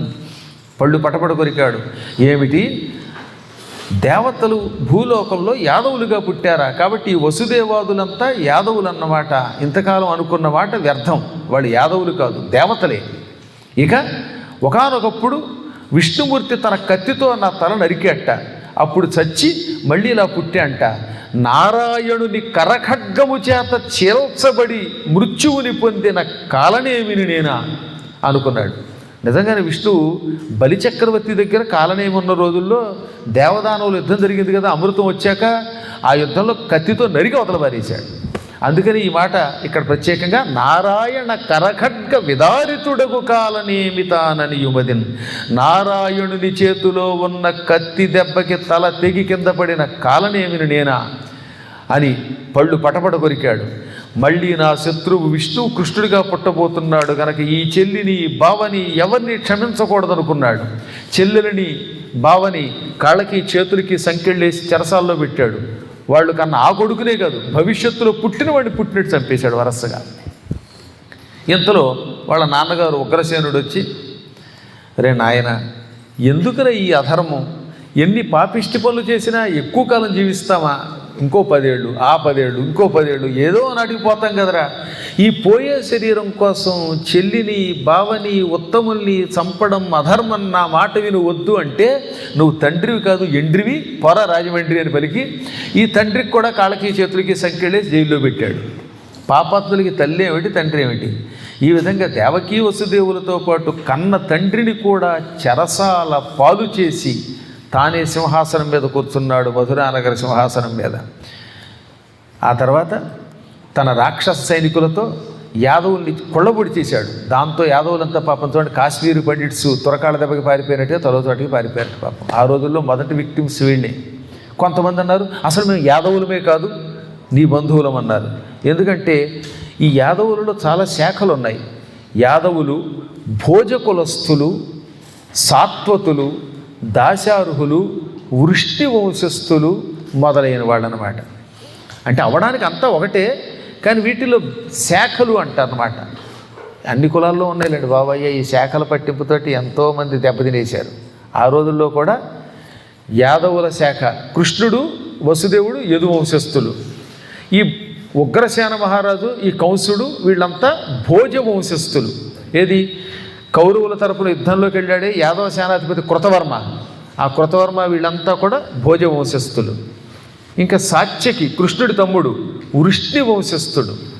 ఇది కాక దాశార్హులు, సాత్వతులు మొదలైన వాళ్ళు ఉన్నారన్నమాట. ఇంకా కుకురు, అంధక, ఇన్ని రకాలు, దాదాపు 10 శాఖలు ఉన్నాయి వాళ్ళలో. అందరూ అవడానికి శాఖలు ఒకటే అయినప్పటికీ పెళ్ళిళ్ళు చేసుకుంటారు, భోజనాలు చేస్తారు, కానీ మధ్య మధ్యలో మా శాఖ గొప్పదంటారు. కంసుడికి మా భోజ వంశం అనడం అలవాటు. అలా వాళ్ళ లక్షణం వాళ్ళది. అందువల్ల ఏం చేశారు, యాదవ శాఖ వాళ్ళు, అసలు మాది యాదవ శాఖ కాదు, భోజ శాఖే, మేము మీ శాఖ వాళ్ళమే, మీ గోత్రం వాళ్ళమే అని కలిసిపోయారు. మొత్తం మీద వాడు విధ్వంసం సృష్టించేశాడు. చాలామంది చచ్చి, కొంతమంది పారిపోయాక కొంతమంది వాడి దగ్గరే ఉండిపోయారు. క్రమంగా దేవకీదేవి 6 కొడుకుల్ని కన్నది. చెరసాల్లో 5గురిని కన్నది. ముందు ఒక కొడుకు పుట్టాడన్నాగా, వాడు చచ్చిపోయాక మిగతా 5 వరుసగా జైల్లో పుట్టారు. ఇక అందరినీ చంపాక 7వసారి దేవకీ గర్భంలో సాక్షాత్తు ఆదిశేషుడు ప్రవేశించాడు. ఆదిశేషుడు 7 నెలలు పెరిగాడు. ఇంకా కొద్ది రోజులు పెరిగితే, ఒక 2 నెలలు పెరిగితే పుడతాడనగా వెంటనే కృష్ణుడు యోగమాయాదేవిని పిలిచాడు. ఇప్పటికి కూడా మధురా నగరానికి అధిష్టాన దేవత అమ్మవారేనండోయ్. అందుకే మధురకు వెళ్ళగానే మనకు కనపడేదంటే బృందావనం పెడుతున్నప్పుడు ముందు అమ్మవారే కనపడుతుంది. అమ్మవారు దేవత అక్కడ, వాళ్ళు పూజిస్తారు యాదవులంతా భక్తితోటి. ఆ దేవతని పిలిచి, అమ్మా వెంటనే నువ్వు మధురా నగరానికి వెళ్ళాలి. దేవకీదేవి 7వ గర్భంలో నా అంశ, నా పానుకు ఆదిశేషుడు పెరుగుతున్నాడు. ఇక 2 నెలలతో ఆయన భూలోకంలో పుట్టాలి. పుట్టగానే చంపడం కోసం ఎదురు చూస్తున్నాడు కంసుడు. అతడికి కంసుడి వల్ల ప్రమాదం రాకుండా ఆ దేవకీ గర్భంలో ఉన్న పిండాన్ని బయటికి తీసి, రోహిణి వసుదేవస్య భార్యాస్తే నందగోకులే, వసుదేవుని పెద్ద భార్య రోహిణి ప్రస్తుతం నందగోకులంలో ఉంది, ఆవిడ కడుపులో ప్రవేశపెట్టు. దేవకీ వసుదేవుల్ని చెరసాల్లో పెట్టగానే వసుదేవుడి భార్యలు తలో చోటికి పారిపోయారు. ఎందుకంటే ప్రస్తుతం కాపాడుకోవటం అవసరం కనుక తమను తాము. అందులో ఒక ఆవిడ, పెద్ద ఆవిడ రోహిణి. ఈ రోహిణి నందునికి వరుసకి సోదరి కూడా అవుతుంది. అందుకని సోదరుడు గనక ఆయన దగ్గరికి వెళ్ళి తలదాచుకుంటోంది. ఆ రోహిణి గర్భంలో ఆదిశేషుణ్ణి ప్రవేశపెట్టు. ఇంకా మిగతా 2 నెలల కాలం ఆ గర్భంలో పెరిగి పుడతాడు ఆయన. అప్పుడు కంసుడు ఏమనుకుంటాడు, దేవకీదేవికి 7 నెలల్లో గర్భస్రావం అయిపోయింది, పోయింది గర్భం అనుకుంటాడు. దాంతో వాడు ఇక దాని గురించి పట్టించుకోడు. ఆ తరువాత నేను దేవకీదేవి 8వ గర్భంలో ప్రవేశిస్తాను, సరిగ్గా అదే సమయంలో నువ్వు యశోదాదేవి గర్భంలో ప్రవేశించు. నువ్వు అక్కడ, నేను ఇక్కడ పుడదాం, పుట్టాక స్థానాలు మార్చుకుందాం, నువ్వు అవతారం సాధించి వెళ్ళిపోదు, కానీ నేను భూలోకంలో 125 ఏళ్ళు ఉంటాను. ఈ మహత్తర కార్యక్రమంలో నీ సాయం అవసరం. ఈ పని చేసిన నిన్ను మానవులు దుర్గా, భద్రకాళి, కుముద, విజయ, వైష్ణవి, చండిక, శారద, నారాయణి, ఈశాన, అంబిక, కృష్ణ, మాధవి, కన్యక ఇత్యాది 14 నామములతో నిన్ను భూలోకంలో గుడులు కట్టి పూజిస్తారు. వెళ్ళమనగానే అమ్మవారు వెంటనే భూలోకానికి వచ్చి దేవకీ గర్భంలో పెరుగుతున్నటువంటి ఆ పిండాన్ని పట్టుకుపోయి రోహిణీ గర్భంలో పెట్టింది. 7 నెలలు ఈవిడ మోస్తే 2 నెలలు ఆవిడ మోసిందిట. ఈ ప్రక్రియ ఉంటే ఆడవాళ్ళకి ఎన్నో సుఖాలు ఉంటాయన్నారు. అది అమ్మవారి అనుగ్రహం వల్ల మిగతా 2 నెలలు ఆవిడ మోసింది. పాపం చెరసాలలో ఉన్న దేవకీదేవికి 7వ నెలలో గర్భస్రావమైంది. విచిత్రం, అలా అవ్వకూడదు, మరి ఎలా అయ్యిందో అనుకున్నారట వాళ్ళు. అందరూ బాధపడ్డారు. కానీ కంసుడు కొంత సంతోషించాడు. పుట్టగానే పిల్లల్ని చంపుతున్నాను, ఈ భ్రూణ హత్యలు ఎక్కువైపోయాయి, శిశు హత్యలు, ఒక్క హత్య నా చేత చేయించి కూడా భగవంతుడే కొట్టేశాడు ఆ కడుపున అనుకున్నట్ట. ఇంకక్కడ రేపల్లెలో రోహిణీదేవి మిగతా కాలాన్ని తన కడుపులో మోసి అతనికి జన్మనిచ్చింది. ఒక్కళ్ళు కూడా అనుమానించలేదు. 2-3 నెలల్లో గర్భం ధరించి పిల్లలు కనడం ఏమిటి, అందులో భర్తకు దూరంగా ఉంటే ఎలా పిల్లాడు పుట్టాడు అనుకోకుండా ఉండడానికి గల కారణం యోగమాయ ప్రభావం. అంతా ఆవిడని నెత్తి మీద పెట్టి గౌరవించారు. వాళ్ళందరికీ యోగమాయాదేవి అనుగ్రహంతో ఇది మహామాయ, భగవద్ అనుగ్రహం అని అర్థమైంది కనుక ఆ కుర్రాడు మిగతా కాలం కడుపులో రోహిణి గర్భంలో పెరిగి పుట్టాడే. ఆయన తెల్లగా ఉండేవాడు. ప్రపంచంలో తెలుపుకి కొంతమందిని ఆ రోజుల్లో ప్రత్యేకంగా చెప్పేవారు. శివుడు, సరస్వతి, నారదుడు, ఆదిశేషుడు, ఇప్పుడు కలియుగంలో నేను. వీడు చాలా తెల్లగా ఉంటారు అందంగా. అలా ఆదిశేషుడే బలరాముడు అవడం వల్ల స్వచ్ఛమైన శ్వేతవర్ణంలో పుట్టాడు. మంచి బలవంతుడు ఆయన. భూమిని పోసేవాడు బలం ఎంచగలమా? అందుకని బలం ఎక్కువగా ఉండడం వల్ల బలుడు అని పేరెట్టారు. ఈ బలముతో లోకమునకు భద్రం కలగజేస్తాడు గనక, శుభము కలగజేస్తాడు గనక తన బలంతో ఎవరిని పీడించకుండా శుభం కలిగించడం వల్ల బలభద్రుడు అన్నారు. లోక రమణుడగుట చేసి రాముడనగా ఆయన్ని చూడగానే అందరూ ఆకర్షితులై ఇంకా చూడాలనుకునేవారట. ఆకర్షించే అందమైన రూపం కలిగిన వాడు, అందుకని రాముడు అన్నారు. బలము కలిగిన రాముడు బలరాముడు కూడా అయ్యాడు. 2 కడుపుల్లో పెరిగాడు కదా. ముందు దేవకీ గర్భం, తర్వాత రోహిణీ గర్భంలో పెరిగి 2 కడుపుల్లోంచి బయటికి రావటం వల్ల సంకర్షణుడు అన్నారు. ఎప్పుడు నాగలి ధరించటం వల్ల హలి అన్నారు. ముసలం అనే ఆయుధం అంటే రోకలి ధరిస్తాడు కనుక ముసలి అన్నారు. ఈ విధంగా బలరాముడు పేర్లతో ప్రసిద్ధికెక్కాడు. తదనంతరం ఒక శుభముహూర్తంలో వసుదేవుని ద్వారా దేవకీ గర్భంలో స్వామివారు అష్టమ గర్భంలో ప్రవేశించాడు. ఆయన కడుపులోకి రావడంతో అసలు దేవకీదేవి గర్భము ముఖము ధగధగా వెలిగిపోయాయి. చెరసాల 7 ప్రాకారములతో ఉండేదిట. ఇప్పుడు 7 ప్రాకారాలు, ఒక్కటే గేటు ఉంది. మిగతావంతా పడగొట్టి ఔరంగజేబు జైలు కట్టేశాడు. ఆ జైలు పడగొట్టేసి దాంట్లో మసీదు కట్టాడు. ఈ దరిద్రుడు ఔరంగజేబు గారి ప్రస్తుతం కుంభీపాక నరకంలో ఉన్నాడు అనుకోండి. అక్కడేమో కాశీలో కొంత ఆలయం పడగొట్టేసి అక్కడ మసీదు కట్టాడు. ఇక్కడ చూస్తే ఇది పడగొట్టాడు. వాడు ముత్తాత బాబరుగాడేమో రామజన్మభూమికి పడగొట్టాడు. ఈ విధంగా ఈ దుర్మార్గులు చేసిన పాపాల్లో మనకి రామజన్మభూమి వచ్చింది.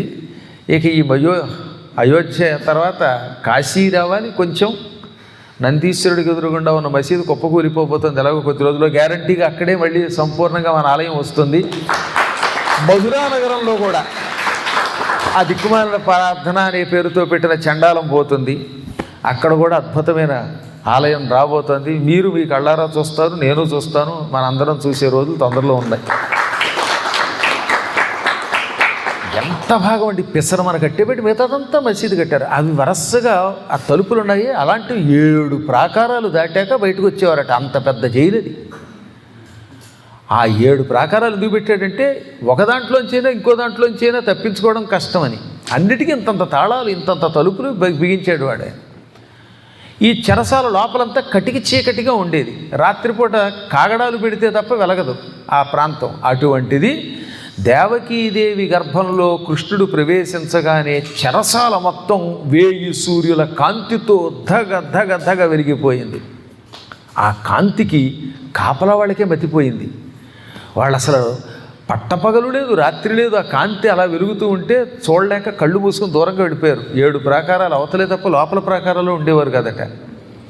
ఈ కాంతికి కంసుడు కూడా కంగారు పడ్డాడు. కానీ చూశారా, అంతటి పరమాత్ముడిని కడుపులో పెట్టుకుని మహాకాంతితో వెలిగిపోతూ కూడా జైల్లో పడుందండి ఆవిడ పాపం. సరస్వతీ జ్ఞానఖలే యథా సతీ అన్నారు వేదవ్యాసుల వారు భాగవతంలో. ఒకడు చదువుకున్నాడు కానీ మూర్ఖుడు తన చదువుని పిడివాదానికి పనికిమాల పనులకు వాడతాట. చదువుకున్న మూర్ఖుడిలో సరస్వతి వలె ఉన్నది ఆవిడ. వాడు చదువుకున్నాడు కానీ వాడు చదువు ఉపయోగపడదు, ప్రమాదంగా వాడతాడు. కొంతమంది చూశారు కదా, వాడు అంతో చదువుకుంటాడు, ఆవులు పశువులు వాటికి దండం పెట్టద్దు. ఏమిటండి కాశీలో 9 నెలలు ఉంటే అన్నాడు ఒక దౌర్భాగ్యుడు అండి ఈ మధ్యన. కాశీలో ఒక్క క్షణం ఉండడం ఒక యోగం. కాశీలో 9 నెలలుంటే కైవల్యం వస్తుందంటే ఓ దరిద్రుడు, ఒక దౌర్భాగ్యుడు, ఓ గడ్డిపరగ్గాడు ఏమన్నాడంటే ఈ మధ్యన కాశీలో 9 నెలలు ఉంటే ఏమొస్తుంది, కడుపు వస్తుంది అన్నాడు దరిద్రుడు. ఇంకా ఆ చండాల పాటలకు ఏం చెబుతాం మనం? వీళ్ళని జ్ఞానఖలులు అంటారన్నారు భాగవతంలో. చూడండి ఒకసారి. తెలుగులో పోతన గారు అనువాదం చేస్తే ఉన్నాడు, జ్ఞానఖలునిలోని శారదయును బోలే. అదే పదం తెలుగులో అనువాదం చేస్తే ఉన్నాడు, జ్ఞానఖలునిలోని శారదయును బోలే ఘటములోని దీప కళికవోలే భరాత ఇంట నాకబడియుండే దేవకీ కాంత విశ్వగర్భ గర్భయగుచూ.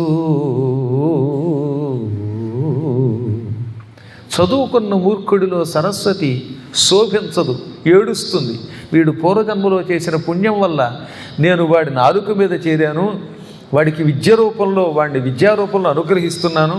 కానీ ఈ విద్యను వీడు నాస్తికవాదానికి పాపిష్టి పనులకి వాడుతున్నాడు, పురాణాలను తిడతాడు, గుళ్ళొద్దు ప్రదక్షిణలు వద్దంటాడు, ఆవులు పశువులు వాటికి గడ్డి పెట్టద్దు, వాటికి ప్రదక్షిణ వద్దంటాడు, దేవాలయాలు తిడతాడు, పుణ్యక్షేత్రాలను విమర్శిస్తాడు. ఈ దరిద్రుడిని ఎప్పుడు విడిచిపోదామా అని బాధపడుతున్నటువంటి సరస్వతి అని భాగవతంలో నేను చెప్పలేదు, అక్కడే ఉంది చూడండి. అందువల్ల చదువుకున్న మూర్ఖుడిలో ఉన్న సరస్వతి ఎలా బాధపడుతుందో, శోభిల్లదో, కొండలో ఉన్న దీపం ఎలా కనపడదో అలాగే జైలు పాలైపోయిన దేవకీదేవి ఉన్నదట. దీపం ఇలా బయట ఉంటే కనపడుతుంది. పూర్వం ఏం చేసేవారట, రాత్రిపూట ఎక్కువ దీపం కాంతి కనపడకుండా ఉండడం కోసం కొండలో పెట్టేవారు. అప్పుడు ఏమవుతుంది, కొండలో ఉన్న దీపపు కాంతి మిణుకు మిణుకు అని కనపడుతుంది కానీ పూర్తిగా కాంతి వెదజల్లదు. ఆ కొండ తీసేస్తే దీపం బాగా వెలుగుతుంది. అవునా? ఇప్పుడు ఇవైనా అంతే, వాటికి ఏమైనా కాగితాలు అంటిస్తే ఆ లైటింగ్ రాదు. అసలే కొండ, ఆ కొండలో దీపం పెట్టి పైన మూత కూడా వేస్తే ఇక ఆ కాంతి అస్సలు కనపడదు. అందువల్ల కొండలో పెట్టబడిన దీపజ్యోతి వలె ఆమె కూడా కృష్ణుణ్ణి కడుపులో పెట్టుకొని కూడా ప్రస్తుతం జైలు పాలై శోభ లేకుండా అయిపోయింది. ప్రపంచమంతా కృష్ణుడి కడుపులో ఉన్నది, ఆ కృష్ణుడు ఆవిడ కడుపులో ఉన్నాడు. అప్పుడు ఆవిడ ఎలా ఉండాలి దానికి? కానీ ఇప్పుడు జైలు పాలయ్యింది. అందువల్ల జైల్లో ఉండడం వల్ల అంత గర్భవతి అయ్యుండి కూడా శోభించటం లేదట. కాలప్రభావం అది. కానీ ఆమె ముఖకాంతి చూచి, గర్భకాంతి చూచి కాపలా వాళ్ళకంటే ఎక్కువ కంగారు పడినవాడు కంసుడు. కంసుడు వణికిపోయాడు. నేనేం చెయ్యాలి? రోజు రోజుకి దేవకీ గర్భం పెరిగిపోతున్నది. రేపో మాపో కొడుకు పుడతాడు, వాడు నన్ను చంపుతాడేమో. ఇప్పుడు ఈవిడిని చంపడమా మానడమా? అసలు పెళ్ళైన కొత్తల్లోనే చంపివేసి ఉంటే ఇవాళ నాకు ఈ ప్రమాదం వచ్చేది కాదు. అప్పుడేమో మొహమాటానికి వెళ్ళి వసుదేవుణ్ణి బతిమాలుతున్నాడు కదా అని అనుగ్రహించి ఇచ్చేశాను భార్యని. ఇప్పుడు ఈమె నాకు ప్రాణం మీదకి తెచ్చింది. ఈ గర్భం పెరుగుతున్నది. ఇప్పుడు ఈమెను చంపితే అది మహాపాపం. అసలు స్త్రీని చంపడం పాపం, అందులో చెల్లెల్ని చంపడం ఇంకా పాపం, ఆపై గర్భవతిని చంపడం మహాపాపం. జనమంతా నన్ను తిడతారు, నా కీర్తి నా ఆయువు అన్నీ నశిస్తాయి. వీడికి వావి లేదు, వరుస లేదు, వీడు బతికున్న శవమని అందరూ తిడతారు. అపకీర్తితో బ్రతకడం కూడా బతికేనా? అసలు అసత్యమాడేవాడే పాపాత్ముడు. అందున చెల్లెల్ని చంపేటప్పుడు అసత్యమాడితే వాడు ఇంకా పాపాత్ముడు కదా అని బాధపడ్డాడు లోపల లోపల. సర్లే చూద్దాం. ప్రసవం అవగానే పురిటింటిలోనే చంపేస్తే ఇక నాకు తంట ఉండదు, పెంట ఉండదు అనుకున్నాడు పాపం. అనుకున్నాడు కానీ ఆ రోజు నుంచి వాడికి నిద్ర పట్టలేదండి. ఇక చచ్చేదాకా రోజు వాడికి నిద్ర పట్టక బెంగేట. పాపాత్ములకి నిద్ర ఏం పడుతుందండి? ఈ మధ్యన ఒక ఆయన నాకు తెల్లారుజాము దాకా 4 దాకా నిద్ర పట్టదు, అప్పుడు నిద్ర పడుతుంది. దాంతో అమ్మవారికి పూజ చేయలేకపోతున్నాను, దేవతల దగ్గరికి వెళ్ళట్లేదు, తలుపులు తీయట్లేదు, నా బతుకు తగలయ్యా, అందుకని పెళ్ళాంకి ఉద్యోగం వస్తే ఆ పెళ్ళాం ఉద్యోగం మీద బతక చెడిపోతాను అన్నాడు ఒకడు. అదొక కర్మ. అంటే ఏ జన్మలో పాపం వల్ల ఈ జన్మలో సరిగ్గా నిద్ర పట్టదు, అదొక పాపం. వీడికి నిద్ర పట్టలేదు. కంసుడికి, ఆ కంసుడి లాంటి వాడికి నిద్ర పట్టదండి. ఇక ఆ రోజు నుంచి వాడు తిరుగుతున్నా, తాగుతున్నా, నిద్రపోతున్నా కృష్ణుడినే తలుచుకొని బెంగ పెట్టుకొని నిద్ర లేకుండా అయిపోయాట. శ్రవణరంధ్రముల ఏ శబ్దంబు వినపడే అది హరి పలుకని ఆలకించు. అక్షిమార్గమున ఎయ్యది చూడబడే అది హరిమూర్తిగా నోపునంచు చూచు. గంధంబులేమైన ఘ్రాణంబుదొచ్చిన హరిమాలిగా గంధమనుచు వెదరు తిరుగుచో దేహంబు తృణమైన సోకిన హరికరాఘాతము అనుచు బెదరు. పలుకులివి అయిన పలుకుచో హరి పలుక బడియననుచు భ్రమసి పలుకు. వాడి బతుకు ఎలా అయిపోయిందిట? చెవుల్లో ఏదైనా శబ్దం వినపడితే ఇక్కడెక్కడో కృష్ణుడి గురించి మాట్లాడారు, నిజమేనా? ఎరా నువ్వు కృష్ణుడి గురించి మాట్లాడావా అనేవాట. లేదండి, మేము కృష్ణ ఎక్కడన్నాం, మాకేదో తృష్ణ పుట్టింది, దాహం పుట్టిందంటే ఇది కృష్ణ అని వినపడుతోందా అన్నారట వాళ్ళు. అంటే ఎవడేం మాట్లాడుకున్నా కృష్ణుడి గురించి మాట్లాడుకున్నారనే భయంతో వణికిపోయేవాడు. ఇక వాడి చెవులో శబ్దం పడితే అది కృష్ణ శబ్దంలాగే వినపడేది. నిజం చెప్పాలంటే వాడే భక్తుడు అయిపోయాడు. ఇప్పుడు నిత్యం కృష్ణ కృష్ణ అని వినపడుతుంది వాడి చెవుల్లో. కంటికి ఏది కనపడినా అది కృష్ణుడు అనుకునేవాట. అప్పుడప్పుడు ఎదురుగుండా భార్య కూర్చుంటే ఈ కృష్ణ ఇక్కడ కూర్చున్నావా అని పీకి నొక్కేట. దాంతో ఆవిడకి మండిపోయి కాలుతో ఒక్క తన్ను తన్నింది, ఫుట్బాల్లో దూరంగా పడ్డాడు. ఎందుకంటే ఆవిడ జరాసంధుడు కూతురు. అలాంటి వాళ్ళే తట్టుకుంటారులేండి. జరాసంధుడి కూతుళ్ళు అస్థి ప్రాస్తి అని ఇద్దరున్నారు. ఆ ఇద్దరిని వీడే పెళ్లి చేసుకున్నాడు. జరాసంధుడు వీడి మీద అభిమానంతో ఇచ్చేట. ఇంకో తెవతనైతే చచ్చిపోదాం.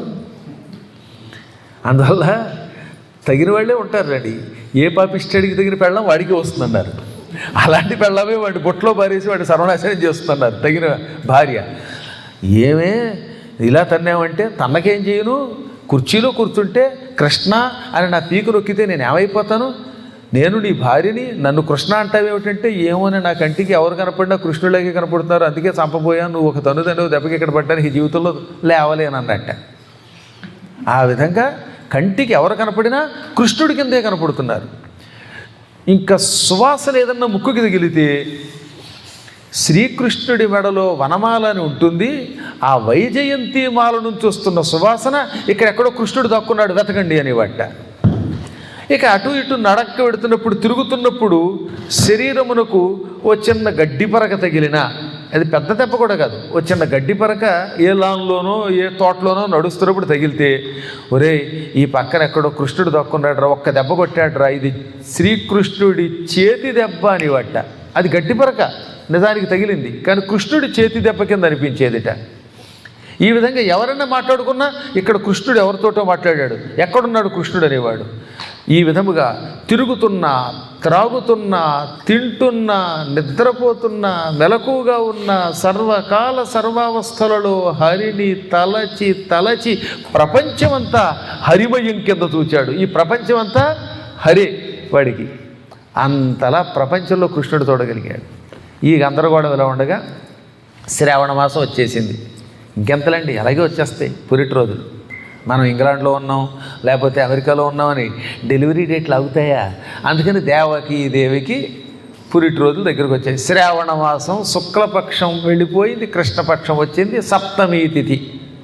ఆ రోజున అంటే తెల్లారితే అష్టమి నాడు ఆయన పుడతాడనగా సప్తమి నాడు మొత్తం దేవతలంతా జైల్లోకి వచ్చేసారు. భగవంతుడు ఎక్కడుంటే అక్కడికి వస్తారు. భక్తులు మహాత్ములు కదా, గురువులు ఏదన్నా ఒక ఇంట్లో ఉంటే ఆ ఇంటికి భక్తులు రారు. అలాగే పరమాత్ముడు ఉన్న చోటకు వచ్చి సూక్ష్మ రూపంతో చెరసాలలో ప్రవేశించి చాలా సూక్ష్మంగా అణువుల రూపంలో ప్రవేశించి దేవకీ గర్భానికి నమస్కరించారు. దేవకీదేవికి అనుమానం వచ్చింది, నా కంటికి దేవతలు కనపడుతున్నారు సూక్ష్మంగా, వీళ్ళు దేవతల లేకపోతే ఇది భ్రమ అనుకుంటూ ఉంటే వాళ్ళు అవేం పట్టించుకోకుండా అంతమంది దేవతలు చెరసాలలో సూక్ష్మ రూపంలోనే ఉండి చిన్న రూపాల్లో ఉంటారు కనుక ఉండగలిగి కృష్ణుడిని ప్రార్థించారు. సత్యవ్రతం సత్యపరం త్రిసత్యం సత్యాత్మకం త్వాం శరణం ప్రపద్యే. ప్రభు, సత్యమే వ్రతంగా పెట్టుకున్నావు నువ్వు, అంటే ఎప్పుడూ సత్యమే పలుకుతాను, సత్యం పలికే వాళ్ళని రక్షిస్తాను అంటావు, అందుకే నిన్ను సత్యదేవుడు అంటారు. అటువంటి నిన్ను 3 కాలములలో ఉంటావు, అందుకని త్రిసత్యం. మనమైతే ఇదివరకు ఉంటే రేపు ఉంటామో లేదో తెలియదు, ఇవాళ ఉన్నాం రేపు ఏమిటో తెలియదు, ఇదివరకు ఉన్నామో లేదో తెలియదు.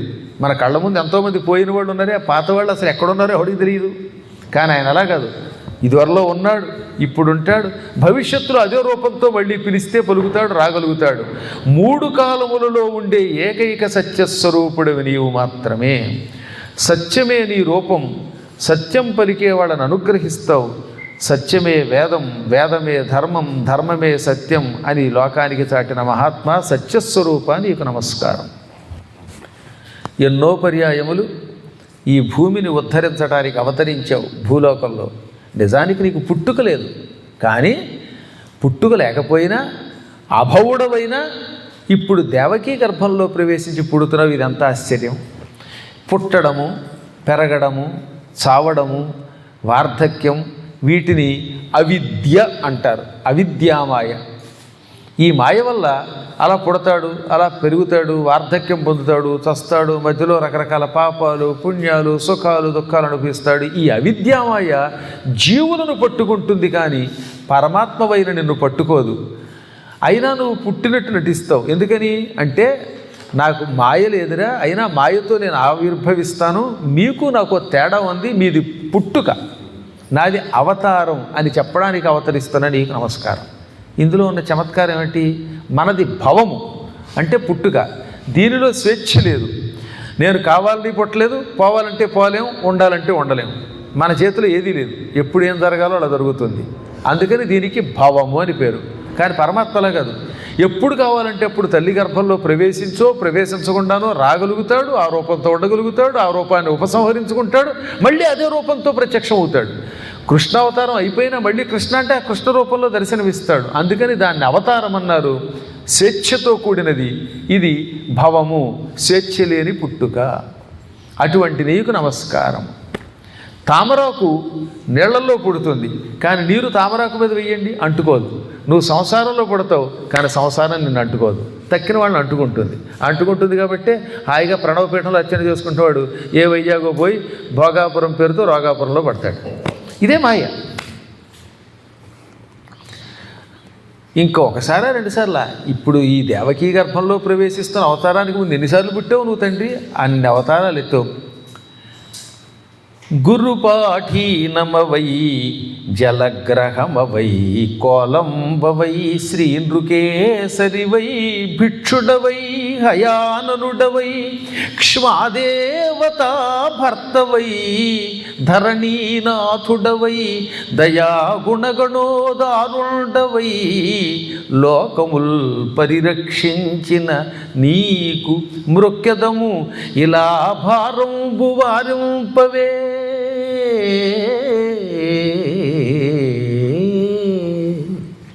ఒకప్పుడు నువ్వు మత్స్యావతారం ఎత్తావు, సాముకుణ్ణి సంహరించావు, వేదములు విధాతకి బ్రహ్మకిచ్చావు.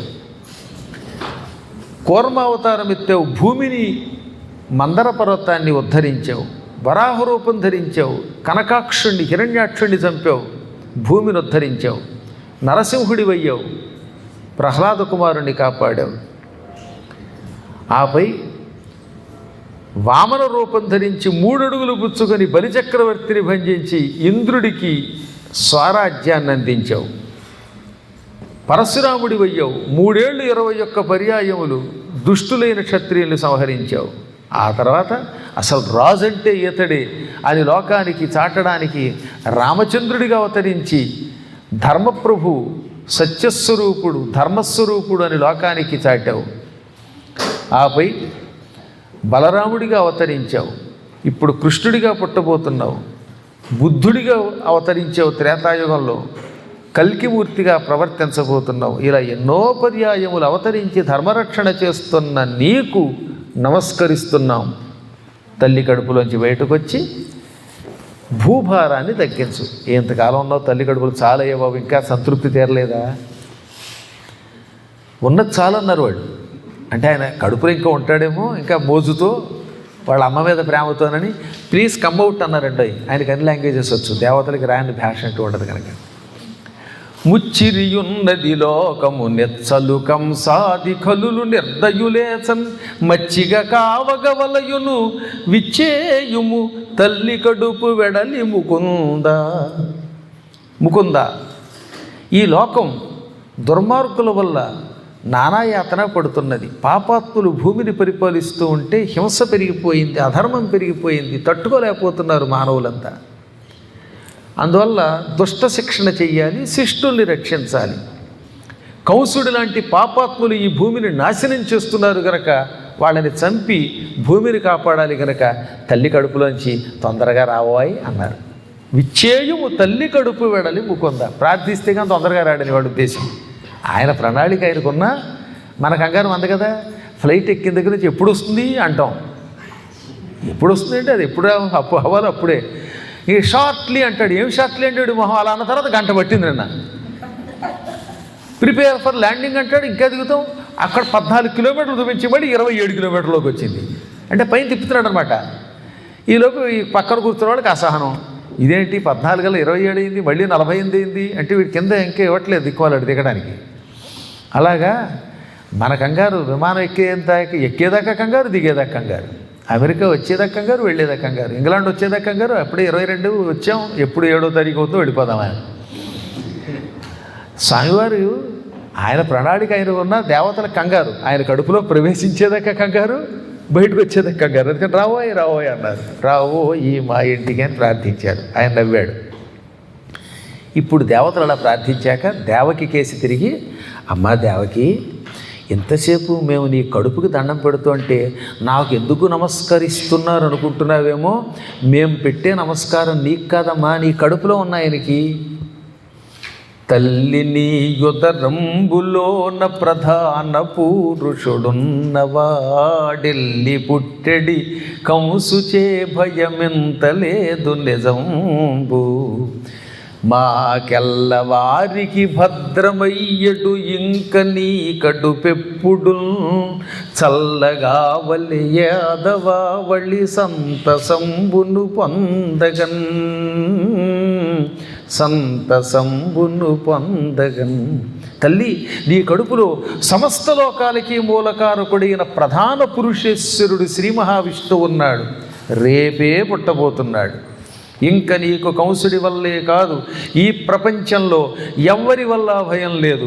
ఆయన పుట్టి దుష్టుల్ని సంహరించి ధర్మ సంస్థాపన చేస్తాడు. మా అందరికీ శుభం కలిగిస్తూ, మానవులకి యాదవులకి సంతోషం కలిగిస్తూ తొందరగా నువ్వు ప్రసవాన్ని పొందు, కుమారుడికి జన్మనియ్యి. ఇప్పుడు అర్థమైందా? మేము నమస్కరిస్తున్నది నీ కడుపులో ఉన్నాయనికి. ఆయన వంకతో నీకు కూడా నమస్కరించాలి. ఎందుకని? అంతటి పురుషుణ్ణి కడుపులో పెట్టుకున్నావు కనుక నువ్వు జగన్మాతవే అని ఒక నమస్కారం చేసి వాళ్ళు అదృశ్యం అయిపోతే అప్పటికే ఆవిడకి అనుమానమే మళ్ళీ లోపల. ఇది నిజమేనా అనుకుందిట. ఇదే మాయ. మాయ ఎంత గొప్పదంటే, స్వస్తి అనేదాకా ఎంత శ్రద్ధగా వింటామా? స్వస్తి అంటే చాలు వెంటనే దుమ్ము దులుపుకోవడం లేచిపోవాలి. ఇదే మాయ. క్రమంగా శ్రావణ మాసం కృష్ణపక్షం అష్టమి వచ్చింది. ఆ అష్టమి సరిగ్గా అర్ధరాత్రి. పగలంతా ఆకాశం నల్లని మేఘములతో నిండిపోయింది. చిటపట చినుకులు మొదలయ్యాయి. ముందు ఆహ్లాదంగా గాలి వేసింది. ఇంకా క్రమంగా భోరున వర్షం కురిసిందిట. ఆ కురుస్తున్న వర్షం ఎలా ఉందంటే, కృష్ణుడు పుడుతున్న శుభ సందర్భంలో దేవతలు పూల వర్షం కురిపిస్తున్నారా అన్నట్టుగా కురుస్తోంది. ఓ కుంభవృష్టి కురిసేసిందనమాట. అటువంటి వేళ ఆదివారంట, కృష్ణపక్షం, అష్టమి తిథి, శ్రావణమాసం, సరిగ్గా అర్ధరాత్రి వేళ కృష్ణుడు పుట్టాడని హరివంశము, భాగవతము, బ్రహ్మవైవర్త పురాణం, గర్గ సంహిత అన్నీ ఒకేసారి ముక్త కంఠంతో చెప్పాయి. పైగా అష్టమే కాకుండా ఆదివారం కూడా అన్నారు. రోహిణీ నక్షత్రం ఉన్నది ఆ రోజు. మహితశ్రావణమే చకాష్టమి నిశామధ్యంబునన్ పురస్ఫురద్గ్రహముల్ స్వోచ్చ గృహంబులందయుదు విభ్రాజిల్లా పుత్రున్ యదూద్వహు పుణ్యాంగనగాంచె సర్వజగదాధారోదయున్ ధర్మ నిర్వహణారంభధురీణు నిత్య విభుతావర్ధిష్ణునిన్ కృష్ణునిన్. అది పవిత్ర మాసం. ఎందుకని? కృష్ణుడు పుట్టాడు కనుక. శ్రావణ మాసం. మేచక అంటే నల్లని అష్టమి. నల్లని అష్టమి అంటే కృష్ణాష్టమి అన్నమాట. అంత చమత్కారంగా మేచకాష్టమి అన్నారు. కృష్ణాష్టమి. నిశామధ్యంబునన్ రాత్రి మధ్యభాగం, సరిగ్గా అర్ధరాత్రి. 5 గ్రహములు ఆ సమయములో ఉచ్చస్థితిలో ఉన్నాయి. సూర్యుడు, అంగారకుడు, బృహస్పతి, శుక్రుడు, శని, ఈ 5 గ్రహములు ఉచ్చస్థితిలో ఉన్నప్పుడు పుడితే ఆ పుట్టినటువంటి వాడు ఎక్కువ కాలం ఉండి ధర్మ సంస్థాపన చేసి కీర్తి పొందుతాడు. ఆయనకి గుడులు ఎక్కువగా ఉంటాయి, ఆలయాలు ఎక్కువ ఉంటాయి. అందుకే రామావతారం, కృష్ణావతారానికి ఉన్న గుడులు ఇంకే అవతారానికి లేవు చూడండి ఎక్కువగా. ఈ అవతారాల్లో 5 గ్రహములు ఉచ్చస్థితిలో ఉన్నాయన్నమాట. ఏమిటి? సూర్యుడు, కుజుడు, బృహస్పతి, శుక్రుడు, శని.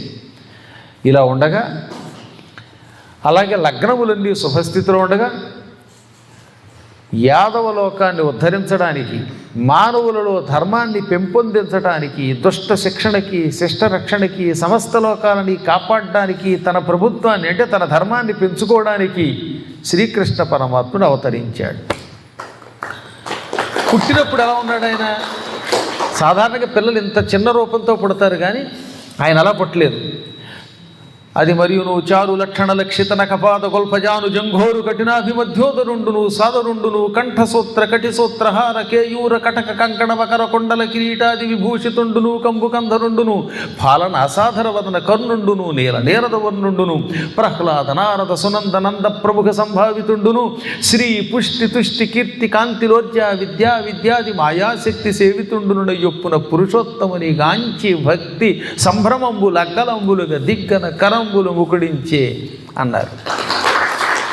అంటే ఆ పుట్టినవాడు వేలాది పాదాలతో పుట్టాడు, వేలాది శిరస్సులతో పుట్టాడు, వేలాది చేతులతో పుట్టాడు. ఎన్నో శిరస్సులు ఉన్నాయి కనుక ఎన్నో కళ్ళు ఉన్నాయన్నమాట. అనేక పాదములతో, అనేక నేత్రములతో, అనేక శిరస్సులతో పుట్టుకొచ్చాడు. ఓం సహస్ర శీర్ష పురుష సహస్రాక్ష సహస్రపాత్ అని వేదం పలుకుతున్నట్టుగా పుట్టాడనమాట. ఎన్ని కాళ్ళు, ఎన్ని చేతులు, ఎన్ని కళ్ళు, ఎన్ని శిరస్సులు, ఇవేం వర్ణించలేము. అటువంటి రూపంతో పుట్టాడు ఆయన. ఆ మహానుభావుడు నల్లని మేఘంలో ఉన్నాడు. మేఘంలో మెరుపు తీగలాగా ఎడం వైపున వక్షస్థలం మీద లక్ష్మీదేవి ధగధగలాడిపోతోంది. కుడివైపున శ్రీవత్సం అనే లాంఛనం పుట్టుమచ్చ ఉన్నది. ఇంకా మెడలో కౌస్తుభమణి, వనమాల, వైజయంతిమాల ఉన్నాయి. నడుముకి వడ్డాణం ఉంది. వడ్డాణానికి ఇంతంత గంటలు, మొవ్వలున్నాయి. చేతులకి కంకణాలు ఉన్నాయి. కాళ్ళకి గజ్జెలున్నాయి. ఇక చెవులకి మొసలి ఆకారంలో ఉన్న కొండలాలు, మకర కొండలాలు ఉన్నాయి. శిరస్సులన్నిటికీ కూడా కిరీటాలు ఉన్నాయి. ఆ కిరీటములలో వైడూర్యములు, వజ్రములు మొదలైన నవరత్నములు తాపడం చేయబడి ఉన్నాయి. మంచి సంపంగి మొగ్గలా ఉన్నది ముక్కు. చేతి వేళ్ళు, కాళ్ళు, కళ్ళు, కీళ్ళు ఎలా ఉండాలో అలా తీర్చిదిద్దినట్టుగా ఒక శిల్పి శిల్పం చెక్కినట్టుగా ఉన్నాయి అన్నమాట.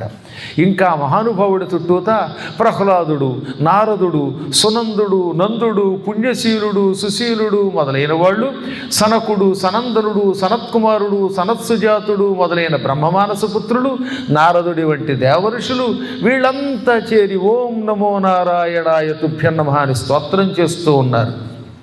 మరో పక్కన శ్రీ, పుష్టి, తుష్టి, కీర్తి, కాంతి, ఇలా, ఊర్జ, విద్య, అవిద్య అనే ఒక 9 మాయా శక్తులు ఉంటాయి. ఈ శక్తులు ఎప్పుడూ ఆయన శరీరంలో ఉంటాయి. ఆయన అవతరించినప్పుడు ఈ శక్తులు బయటకు వస్తూ ఉంటాయి. ఆ శక్తులు స్త్రీ రూపములతో ఆయన్ని సేవిస్తున్నాయి అన్నమాట. ఏమేంటి ఆ శక్తులు? శ్రీ, పుష్టి, తుష్టి, కీర్తి, కాంతి, ఇలా, ఊర్జ, విద్య, అవిద్య ఈ మాయాశక్తులతో సేవింపబడుతున్నాడు. ఇంత విశ్వరూపంతో కనబడి టక్కన మళ్ళీ విశ్వరూపాన్ని ఉపసంహరించి ఈసారి 4 చేతులతో కనబడ్డట్టండోయ్. క్షణాల్లో అనేక బాహువులు కాస్త చతుర్బాహువులుగా మాడాయి.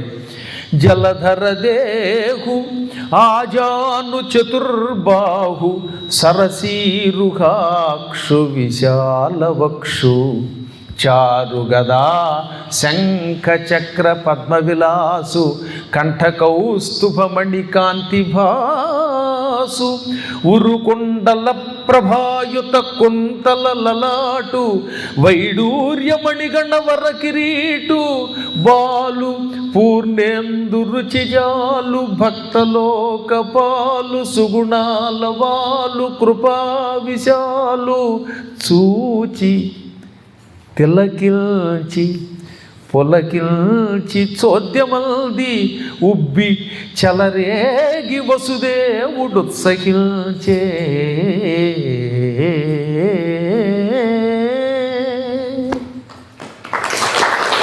అంతలోనే నల్లని మేఘం వంటి రూపం ధరించాడు. తామర పువ్వు రేకుల్లో ఉన్నాయి కళ్ళు. మోకాళ్ళ వరకు ఉన్న 4 చేతులతో ఉన్నట్ట. చతుర్బాహువులు కూడా ఆజాను చతుర్బాహువులు. జానువు అంటే మోకాలన్నమాట. ఈ చేతులు ఎవరికైనా మోకాళ్ళకి తగిలితే వాళ్ళని ఆజానుబాహువులు అంటారు. కూర్చున్నప్పుడు అందరికీ తగులుతాయి. నిలబడినప్పుడు మీ చేతులు మోకాళ్ళకి తగిలితే వాళ్ళు ఆజానుబాహువులు. అలాంటి వాళ్ళు ఉన్నారేమోనని చూద్దామని చాలా కాలంగా అనుకుంటున్నాను, కనపట్లేదు. ఈ లండన్లో అయినా కనపడతారేమో. అంటే ఇది ఒరిజినల్ లండన్ అండి. మావాడు రోజు పొద్దున్నే లండన్కి వెడుతూ ఉంటాడు, అది వేరే విషయం. కానీ ఇక్కడ తగిలితే కనపడండి, చాలా సంతోషిస్తాను. డాక్టర్ గారిని అడిగి 1 పౌండ్ ఇస్తాను. ఆ తర్వాత ఆయన నాకు మళ్ళీ ఇచ్చేస్తాడు. అందువల్ల చెప్పొచ్చేది ఏంటంటే ఆ స్వామివారికి ఇక్కడ దాకా ఉంటాయి. అలాంటి వాళ్ళని నేను చూశాను. ఈ మధ్యకాలంలో ఇక్కడ చూడలేదు, కానీ గణపురం అనే ఊళ్ళో చూశాను. రామరాజు గారిని ఒక ఆయన ఉంటారు, గాదిరాజు రామరాజు గారిని. ఆయనకి సరిగ్గా మోకాళ్ళకి తగిలేవండి. మా నాన్నగారి శిష్యుడు, దేవీ భాగవతం నేర్చుకుని సంస్కృతం చదువుకున్న మహాపండితుడైపోయాడు. కొంతమందికి ఆయన పాఠం చెప్పాడు ఆయన. కొంతమంది ఉంటారు అలాంటి వాడు, కారణ జన్ములు. ఆయన చిన్నప్పుడు ఏం పెద్దగా చదువుకోలే. తండ్రి గారి మీద అభిమానంతో ఆయన దగ్గర చదువుకుంటూ ఉంటే మేము చూసి ఆశ్చర్యపోయి మేము కూడా దేవీ భాగవతం కంఠస్థ చేసాం.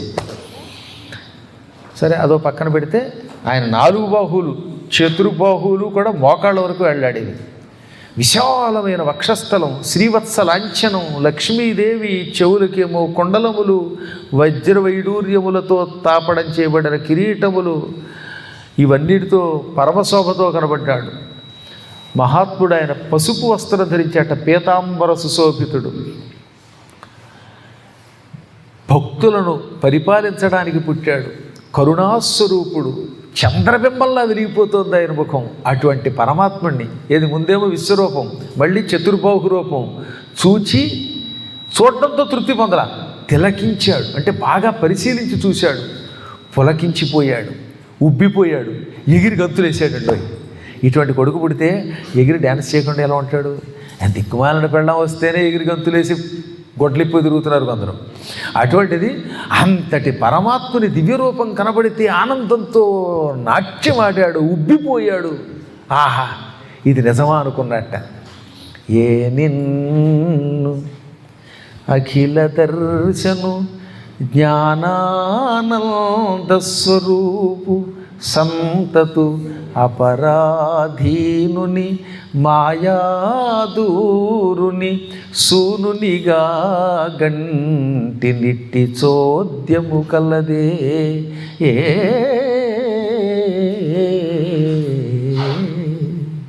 నేనేమిటి, ఒక సామాన్య మానవుణ్ణి, కలలో కూడా పరమాత్మ దర్శనం అవుతుందో లేదో ఎరగనివాణ్ణి. కానీ సర్వవ్యాపకుడు, ప్రపంచమంతా నిండినవాడు, దుష్ట శిక్షకుడు, శిష్టరక్షకుడు అయిన జ్ఞానానంద స్వరూపుణ్ణి, కృష్ణుణ్ణి కొడుకుగా కన్నానా? ప్రపంచం తన అధీనంలో పెట్టుకుని తాను ఎవరి అధీనంలో ఉండని పరమాత్ముడిని నా కుమారుడిగా కన్నానా? ఇది నిజమేనా? అదృష్టవంతుడినా లేదా ఇది కళ, మాయ? ఏం విచిత్రం అని పులకించిపోయి ఆనంద బాష్పాలు కార్చాడు. సంతానం కలగ్గానే కట్టుకున్న వస్త్రములతో స్నానం చేయాలని ఒక కఠోర నియమం ఉందండి. దాదాపు పురాణాలు ధర్మశాస్త్రాలు ఏం చెప్పాయి? నాయనలారా, నీకు సంతానం కలిగితే పుట్టగానే పిల్లలు ఆడైనా మగైనా ఒక వ్యక్తికి పిల్లలు పుట్టగానే ఆ వ్యక్తి సచైల స్నానం కుర్యాత్, కట్టుకున్న వస్త్రములతో పాటు స్నానం చేయాలి. శ్మశానానికి వెళ్ళిన అంతే. స్నాయీత చైలవాన్ ప్రాజ్య కటభూమి ముపేత్యచ అని మార్కండేయ పురాణంలో ఉంటుంది, దత్తాత్రేయ చరిత్రలో. శ్మశానములకు వెళ్ళి ఇంటికి రాగానే ఆ వస్త్రములు తీయకుండా పై కండువాతో సైతంగా వాటితో స్నానం చేయవలెను. సంతానం కలగగానే ఆ వార్త వినగానే చూడక్కర్లేదట. అమెరికాలో ఉన్నాడు ఒక ఆయన, ఇండియాలో పిల్లాడు పుట్టాడు, పిల్ల పుట్టింది, ఈ వార్త తెలియగానే వెంటనే కట్టుగొట్టలతో స్నానం చేయాలి. మళ్ళీ మనవాడికి అనుమానం, గుట్టలతో పాటు జేబులో సెల్ ఫోన్ ఉందండి, దాంతో కలిపి చేయాలా? 500 కట్ట ఉందండి, కట్టతో ఎందుకు? కట్ట నాకు ఇచ్చేయి. బట్టతో అన్నాను కానీ కట్టతో అనలేదు. ఈ బట్టలు చెప్పులు అలా అవన్నీ తీసి పక్కన పెట్టి కేవలం వస్త్రములతో స్నానం చేయాలట, అన్ని వస్త్రములతో. ఎందుకంటే ఆ వస్త్రములకు ఒక రకమైన మైలు ఉంటుంది. అలా స్నానం చేస్తే శుభం అవుతుంది పిల్లలకి. చెయ్యకపోతే పిల్లలు అల్లరి పిల్లలు, అదేదో మందవ్యాధులు వస్తాయి మధ్య ఆటిజమో వాడి మొహం, అలాంటి పిల్లలు పుడతారట. అందువల్ల ఖచ్చితంగా ఇవి చేసి తీరాలి. మన పెద్దలు చెప్పారంటే వినవలసిందే. కానీ ఇప్పుడు ఈయన పరిస్థితి ఏమిటి? జైల్లో ఉన్నవాడు కొడుకు పుట్టాడు కానీ స్నానం ఎలా చేయగలడు? అప్పుడు ఆయన ఒక టెక్నిక్ చేశాట. స్నానము చేయగరామిని ఆనందరసాబ్ధిమగ్నుడై, నేను ఆనందరసములో ములుగుతున్నాను అంటే ఏమిటి? ఆనందం ఎక్కువైపోతే కన్నీళ్ళు వస్తాయి, ఆ కన్నీళ్ళు తీసి స్నానం అని చదువుకున్నాడు. ఇది ఒక విచిత్ర మార్గం. ఆనంద రసమే ఒక సముద్రము, ఆ సముద్ర స్నానం చేస్తే చాలనుకున్నాడు ఆయన. ఎప్పుడైనా ఈ శుభవార్త విన్నప్పుడు స్నానం చేయడానికి కుదరకపోతే అప్పుడు ఏం చేయాలన్నమాట? కాస్త ఆనంద బాష్పాలు తెచ్చుకోండి, ఆ నీళ్ళు తీసుకుని స్నానం చల్లుకోండి, పర్వాలేదు. ఇప్పుడు స్వామివారి మీద ఆపో ఇష్టం వయోభవం అని నీళ్ళు చుక్క తల్లట్లా అలాగా. ఇక పిల్లలు పుట్టిన శుభవార్త తెలియగానే దానం చెయ్యాలి. అందులో గోదానం నెంబర్ 1. ఇప్పుడు ఈ జైల్లో ఉన్నాడు కనుక గోదానం చేయడానికి లేదు. అందుకని ఏం చేశాడు? విప్రులకు ధేనువులను 10,000 మానసమున ధారవోసి మరి ఇచ్చుటకును. నేను చెరసాల నుంచి బయటికి రాగానే 10,000 ఆవులను బ్రాహ్మణోత్తములకు దానం చేస్తామని నేను మనస్సులో సంకల్పించాడు. ఎప్పుడన్నా డొనేషన్ ఇవ్వాలనిపించింది, కవర్ చేతిలో పెట్టారు, డబ్బులు ఎవరు కూడా ఇస్తానని మనసు అనుకుని వన్నాడు ఇవ్వచ్చులేదు, ఆన్లైన్లో ట్రాన్సాక్ట్ చేయించాడు. అందుకని ఏం చేశాడనమాట, మనస్సులో వెంటనే అనుకున్నాడు, 10,000 ఆవులను నేను చెరసాల నుంచి బయటకు వచ్చాక ఇస్తాను మొక్కుకున్నాడు. మొక్కుకోవడం కాదు, కృష్ణుడు వచ్చి కంసుడిని చంపి చెరసాల నుంచి బయటికి తీసుకొచ్చాక 10 లక్షల గోవులు ఇచ్చాడు. అంత చక్రవడ్డీతో సైతంగా ఇచ్చాట ఆ రోజుల మహానుభావుడు. అదులో భాగవతంలో ఉంది అన్నమాట.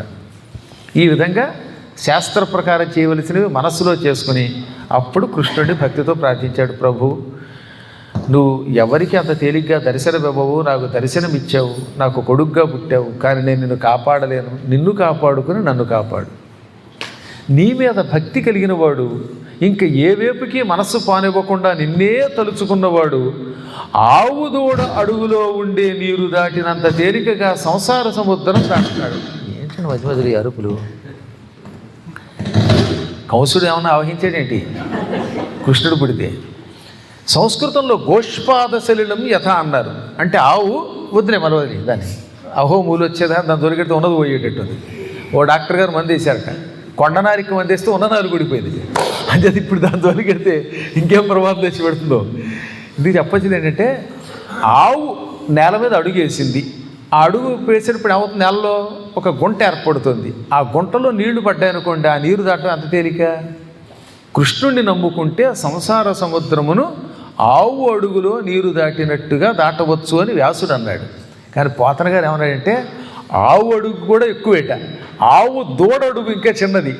ఆవు దూడ అడుగులో నీరు దాటినంత తేలిగ్గా సంసార సముద్రాన్ని కృష్ణ అనుగ్రహంతో దాటవచ్చు అన్నాడు. ఆ రెండుకి తేడా. గోష్పాద సలిలం యథ అని వ్యాసుడంటే, ఆదూడ అడుగు క్రియని పాదంబను నావకతన భవసాగరమునన్నాడు ఆయన. అది కృష్ణుడి యొక్క అనుగ్రహం. అందువల్ల నన్ను అనుగ్రహించు.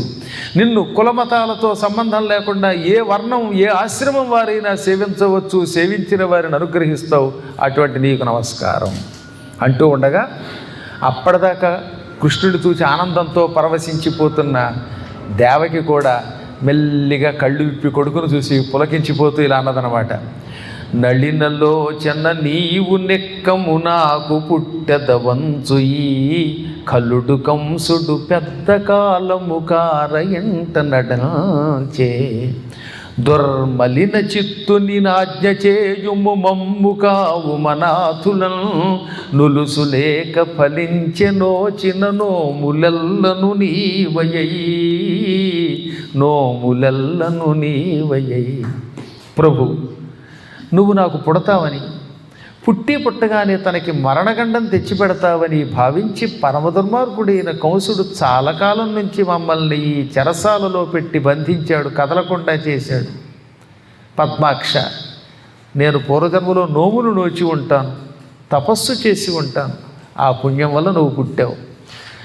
ఇక ఇప్పుడు నిన్ను రక్షించుకుని మమ్మల్ని రక్షించు. నిన్ను మేము కాపాడలేము, నిన్ను నువ్వే కాపాడుకోవాలి, మమ్మల్ని కాపాడాలి అని ప్రార్థిస్తూ ఉంటే అప్పుడు స్వామివారు అంత చిన్న రూపంతో మేఘగంభీర స్వరంతో ఉరిమినట్టుగా పెద్ద శబ్దం చేస్తూ ఇలా అన్నాడు. అమ్మా, నీవన్నది నిజం. నీ పూర్వజన్మ సుకృతం వల్లే నేను నీ కొడుకుగా పుట్టాను. పూర్వం స్వయంభువ మనువు కాలంలో నీ భర్త వసుదేవుడు పురుస్ని అనే ఒక పరమపతివ్రతమైన నిన్ను పెళ్లి చేసుకున్నాడు. అప్పుడు ఆయన పేరు సుతపుడు. మళ్ళీ గుర్తుపెట్టుకోవాలి, ఇది 7వ మనువు కాలం. మనువులు 14 మంది ఉంటారు. మొదటివాడు స్వయంభువు, రెండోవాడు స్వారోచిషుడు, మూడోవాడు ఉత్తముడు, 4 తామసుడు, 5వవాడు రైవతుడు, 6వవాడు చాక్షుషుడు, 7వవాడు వైవస్వతమరు. అందుకే రోజు సంకల్పంలో వైవస్వత మన్వంతరి అని చెబుతున్నాం. ఆ తర్వాత ఆయన సూర్యసావర్ణి, ఆ తర్వాత రుద్రసావర్ణి, ఆ తర్వాత మేరుసావర్ణి, బ్రహ్మసావర్ణి, ఆ తర్వాత దక్షసావర్ణి, రౌచ్య, భౌత్య. ఇది 14 మంది అన్నమాట. ఈ విధంగా 14 మంది రొటేట్ అవుతూ ఉంటారు. అందులోకి మనం కూడా వెళ్ళొచ్చు పుణ్యం చేస్తే. ఆ పదవి అదే. అందులో మొదటి మనువు స్వయంభువ మనువు. ఆ మనువు కాలంలో బ్రహ్మమానసపుత్రుడు సుతపుడు అని ఒక ప్రజాపతి ఉన్నాడు. ఆయన భార్య పేరు పృశ్ని. ఆ పృశ్ని వినువు ఈ వసుదేవుడు సుతపుడు. మీరిద్దరూ ఆ మనువు కాలంలో, అంటే నేటికి 6 మనువుల క్రితం కాలంలో 12,000 సంవత్సరాలటండి. ఒకరోజు 2 రోజులు కాదు, 12,000 సంవత్సరాలు ఆకులు అలములు తింటూ నా కోసం తపస్సు చేశారు. ఆ తపస్సునకు మెచ్చుకొని నేను మీకు దివ్య రూపంతో దర్శనమిస్తే ఏం వరం కావాలో కోరుకోమంటే మోక్షం అడక్క నా మాయ వల్ల మీ ఇద్దరు బొట్లో పడ్డారు. అప్పుడు పృశ్ని ఏమందిట, ముక్తి కావాలల్లా, పుత్ర పుత్ర పుత్ర, నీలాంటి కొడుకు కావాలి అని. పోనీ నీలాంటి కొడుకు కావాలని ఒకసారి అనొచ్చుగా. నిన్ను చూడగానే మాకు వైకుంఠానికి రావాలనిపించట్లేదు, నీలాంటి కొడుకుని పొందాలనిపిస్తోంది అని పుత్ర పుత్ర పుత్ర అని 3 సార్లు అందిట. అనగానే స్వామివారు ఏమన్నారు, తథాస్తు, ఇంకెంతకంటే ఎక్కువ అనకండి, 3 సార్లు మీకు కొడుకుగా పుడతాను. నాలాంటి కొడుకు కావాలన్నారుగా, నాలాంటి వాడికి కూడా లేడు, నాకు నేనే సాటి, కాబట్టి నేనే పుడతాను అని వరం ఇచ్చాను. అప్పుడు మొదటి జన్మలో తెల్లని రంగుతో నీకు సుతపుడనే ప్రజాపతికి పృశ్ని గర్భుడు అని పుట్టాను. నీ పేరు పృశ్ని కనుక మీ కొడుకుగా పృశ్ని గర్భుడు అనే పేరుతో పుట్టాను. అది నా మొదటి అవతారం, మీకు మొదటిసారిగా పుట్టాను. అప్పుడు తెల్లగా ఉన్నాను, మీకు ధర్మాన్ని బోధించాను. ఆ తర్వాత కొంతకాలానికి మీరు శరీరం విడిచిపెట్టారు. అదితియు కశ్యపుడనగా విదితులరగు మీకు కురుచ వేషంబున నేనుదయించితి వామనుడన త్రిదశేంద్రానుజుడనై ద్వితీయ భవమునన్.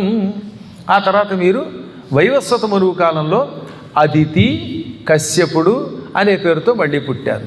ఈ 2వ జన్మలో మళ్ళీ నేను మీకు ఇచ్చిన మాట ప్రకారంగా పొట్టివాడిగా పుట్టాను. వామనావతారం అన్నారు దానిని. ఇంద్రుడికి తమ్ముండి కనుక ఉపేంద్ర అన్నారు. ఈ విధంగా ఉపేంద్రనామంతో వామనావతారం అనే పేరుతో ఎర్రని రంగుతో అరుణవర్ణంతో అదితి కశ్యపుడిగా ఉన్న మీకు పుట్టాను. బలి చక్రవర్తి దగ్గర 3 అడుగులు పుచ్చుకొని ఇంద్రుడికి స్వరాజ్యం ఇచ్చాను.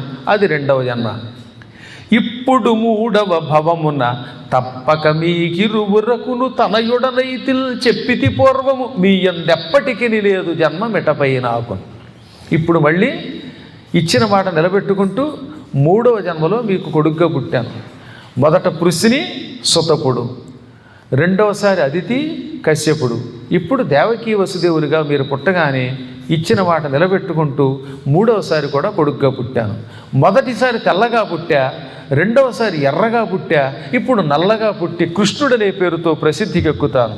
మీ మీద ఉన్న అభిమానంతో పూర్వజన్మ రహస్యం చెప్పాను. ఇక నేను మీకు పుట్టను, ఇదే ఆఖరి జన్మ. ఈ జన్మలో మీరు నన్ను ఎంతో భక్తితో శ్రద్ధతో కృష్ణుడు మా అబ్బాయి అని, ఒక్కొక్కప్పుడు పరబ్రహ్మస్వరూపమని గుర్తించి మళ్ళీ మాయలో పడుతూ కొడుకని భావిస్తూ నన్ను ప్రేమిస్తారు, పోషిస్తారు, పూజిస్తారు.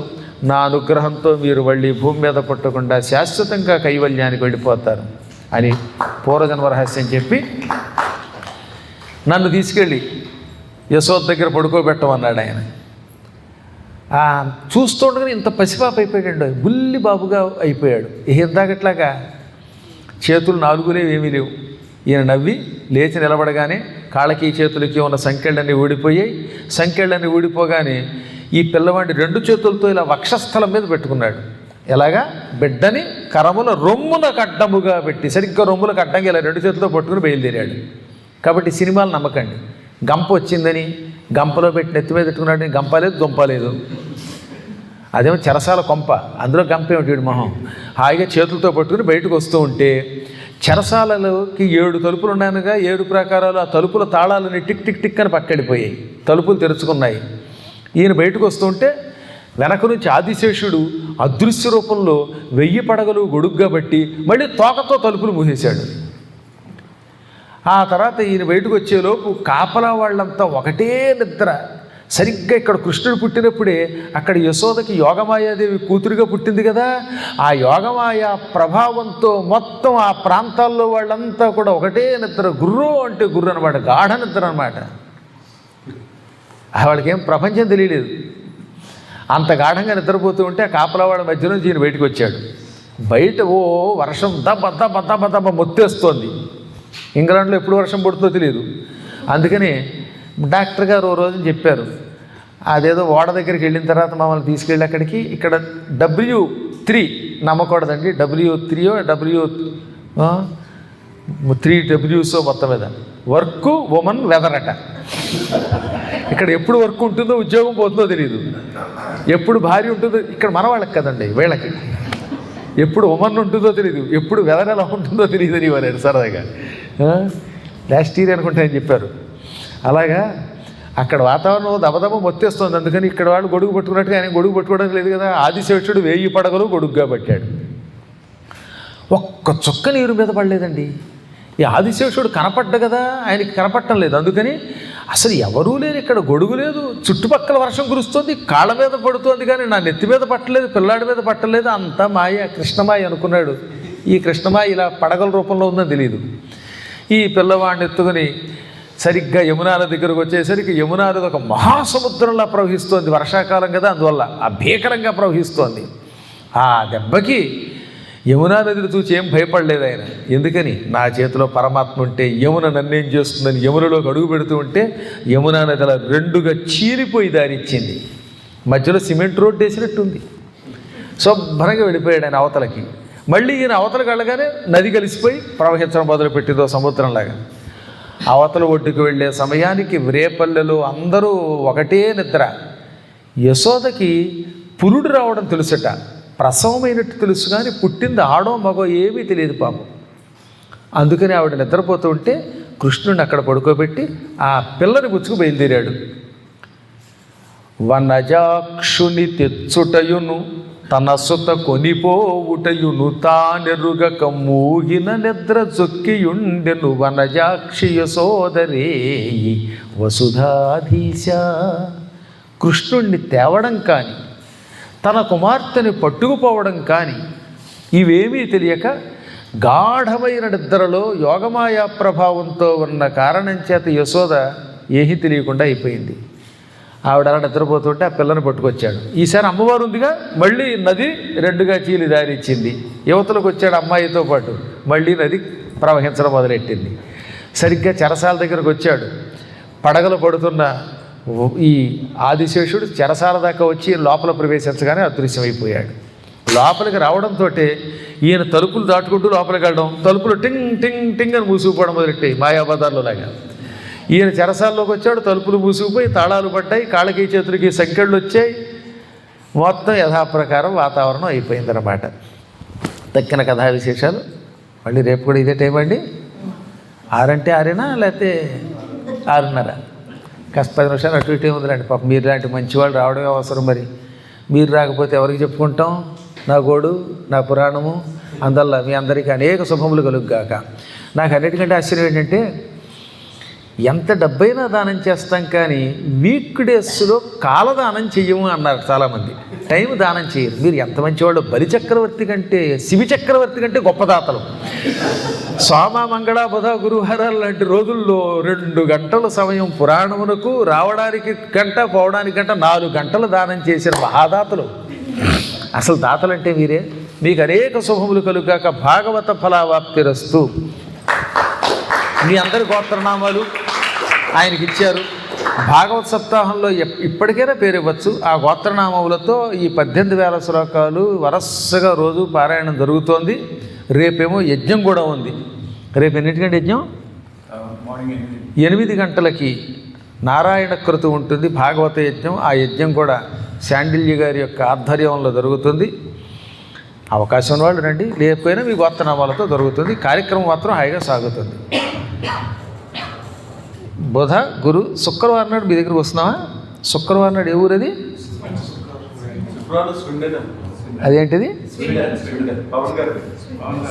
స్వెండన్ అంటారా? లండన్ కాకుండా స్వెండన్ ఒకటి ఉంది. లండన్ అంటే నాకు చాలాసార్లు తెలిసింది, అదేదో విక్టరీ చిహ్నం చూపిస్తారు. స్వెండన్ అంటే ఏమిటో మరి, అన్నీ విచిత్రాలు పేర్లు. అక్కడికి వెడతాం. ఆ తర్వాత మీ దగ్గరికి ఎప్పుడు వస్తాం? వచ్చేవారు. ఆ తర్వాత కార్యక్రమం సరే. ఏ శనివారం? రేపు శనివారమే. అద్భుతం. శనివారం నాడు శతావధానం ఉందండి. ఒక్క రోజులో శతావధానం. ఆ కార్యక్రమంలో పాల్గొకుండా మీరు ఇంట్లో ఎందుకు కూర్చుంటారు? మీరు అంత దుర్మార్గులు ఏంటి? మంచివాళ్ళు, పరమ పుణ్యాత్ములు. కానీ పాపాత్ములు అసలు ఈ ఇంగ్లాండ్లో ఉండరు అనుకుంటున్నాను. శతావధానానికి రాకుండా ఇంట్లో పడుకునేటటువంటి పాపాత్ములు ఉంటారండి. అసలు ఉండరు కదా అని వ్యాసుడు అన్నాడు, నేను అనలేదు. గోవింద.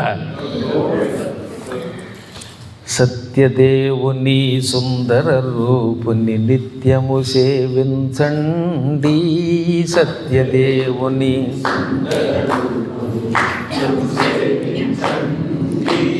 నరులు తరించే సులభోపాయం నారాయణ వ్రతమండి.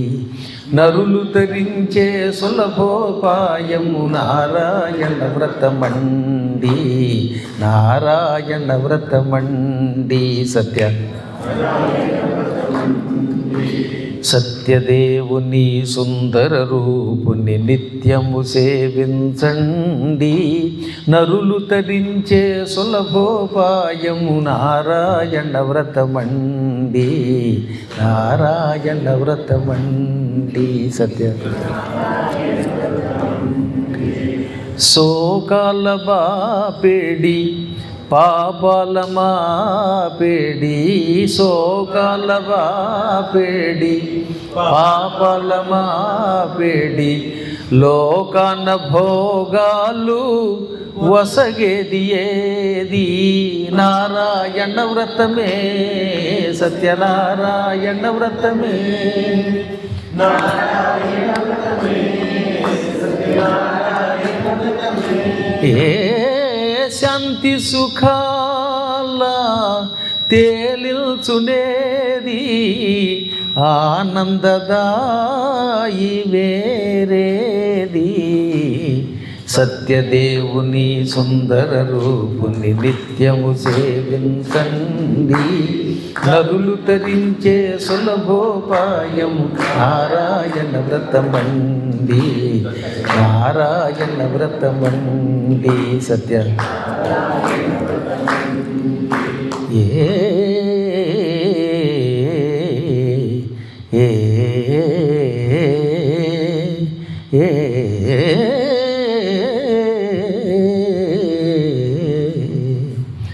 సంసార వారాసి దాటించునావా? సంసార వారాసి దాటించునావా? శ్రీనాథు పాదాల చూపించు త్రోవా నారాయణ వ్రతమే సత్యనారాయణ వ్రతమే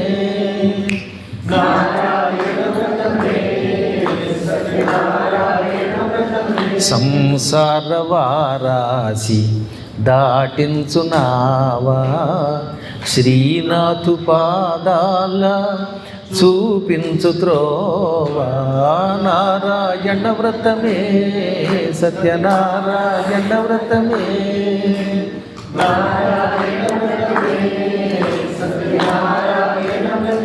ఏ రాజుకైనా నిరుపేదకైనా తరించు భాగ్యమిదేనండి సత్యదేవుని సుందర రూపుని నిత్యము సేవించండి నరులు తరించే సులభోపాయము నారాయణ వ్రతమండి నారాయణ వ్రతమండి సత్యనారాయణ హరినారాయణ గోవింద భక్తపరాయణ గోవింద హరినారాయణ గోవింద భక్తపరాయణ గోవింద పావన నామ గోవింద పాప విరామ గోవింద పావన నామ గోవింద పాప విరామ గోవింద నారాయణ హరి గోవింద నారాయణ హరి గోవింద గోవింద హరి గోవింద గోవింద హరి గోవింద గోవింద హరి గోవింద గోవింద హరి గోవింద గోవింద హరి గోవింద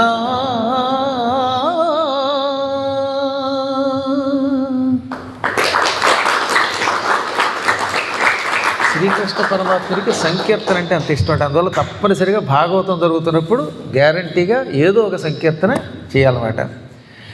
నీ గుణగానము నీ పద ధ్యానము అమృతపానము రాధేశ్యాం హే రాధేశ్యాం నీ గుణగానము నీ పద ధ్యానము అమృతపానము రాధేశ్యాం హే రాధేశ్యాం హే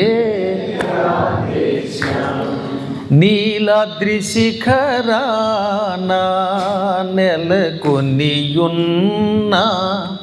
నీ నగుమోము అందముగల్నా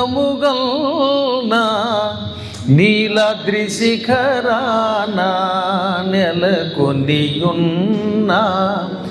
నీ నగుమోము అందముగల్నా ఏ అందమైన వెగటేనల్నా ఏ అందమైన వెగటేనల్నా జగదేక మోహన సుందరాకార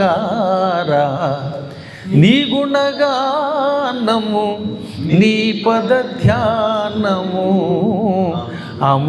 అమృతపానము రాధేశ్యాం హే రాధేశ్యాం ఏ ఇతి బాధ ఎదురైన గాని మోహ వికారము మూసిన గాని ఏ ఇతి బాధ ఎదురైన గాని మోహ వికారము మూసిన గాని నీ పాద సేవా విడనీయకల్నా నీ పాద సేవా విడనీయకల్నా శరణగతవన హే జగన్నాథ నీ గుణగానము నీ పద ధ్యానము అమృతపానము రాధేశ్యాం హే రాధే శ్యామ్, హే రాధే శ్యామ్, రాధే శ్యామ్. గోవిందా.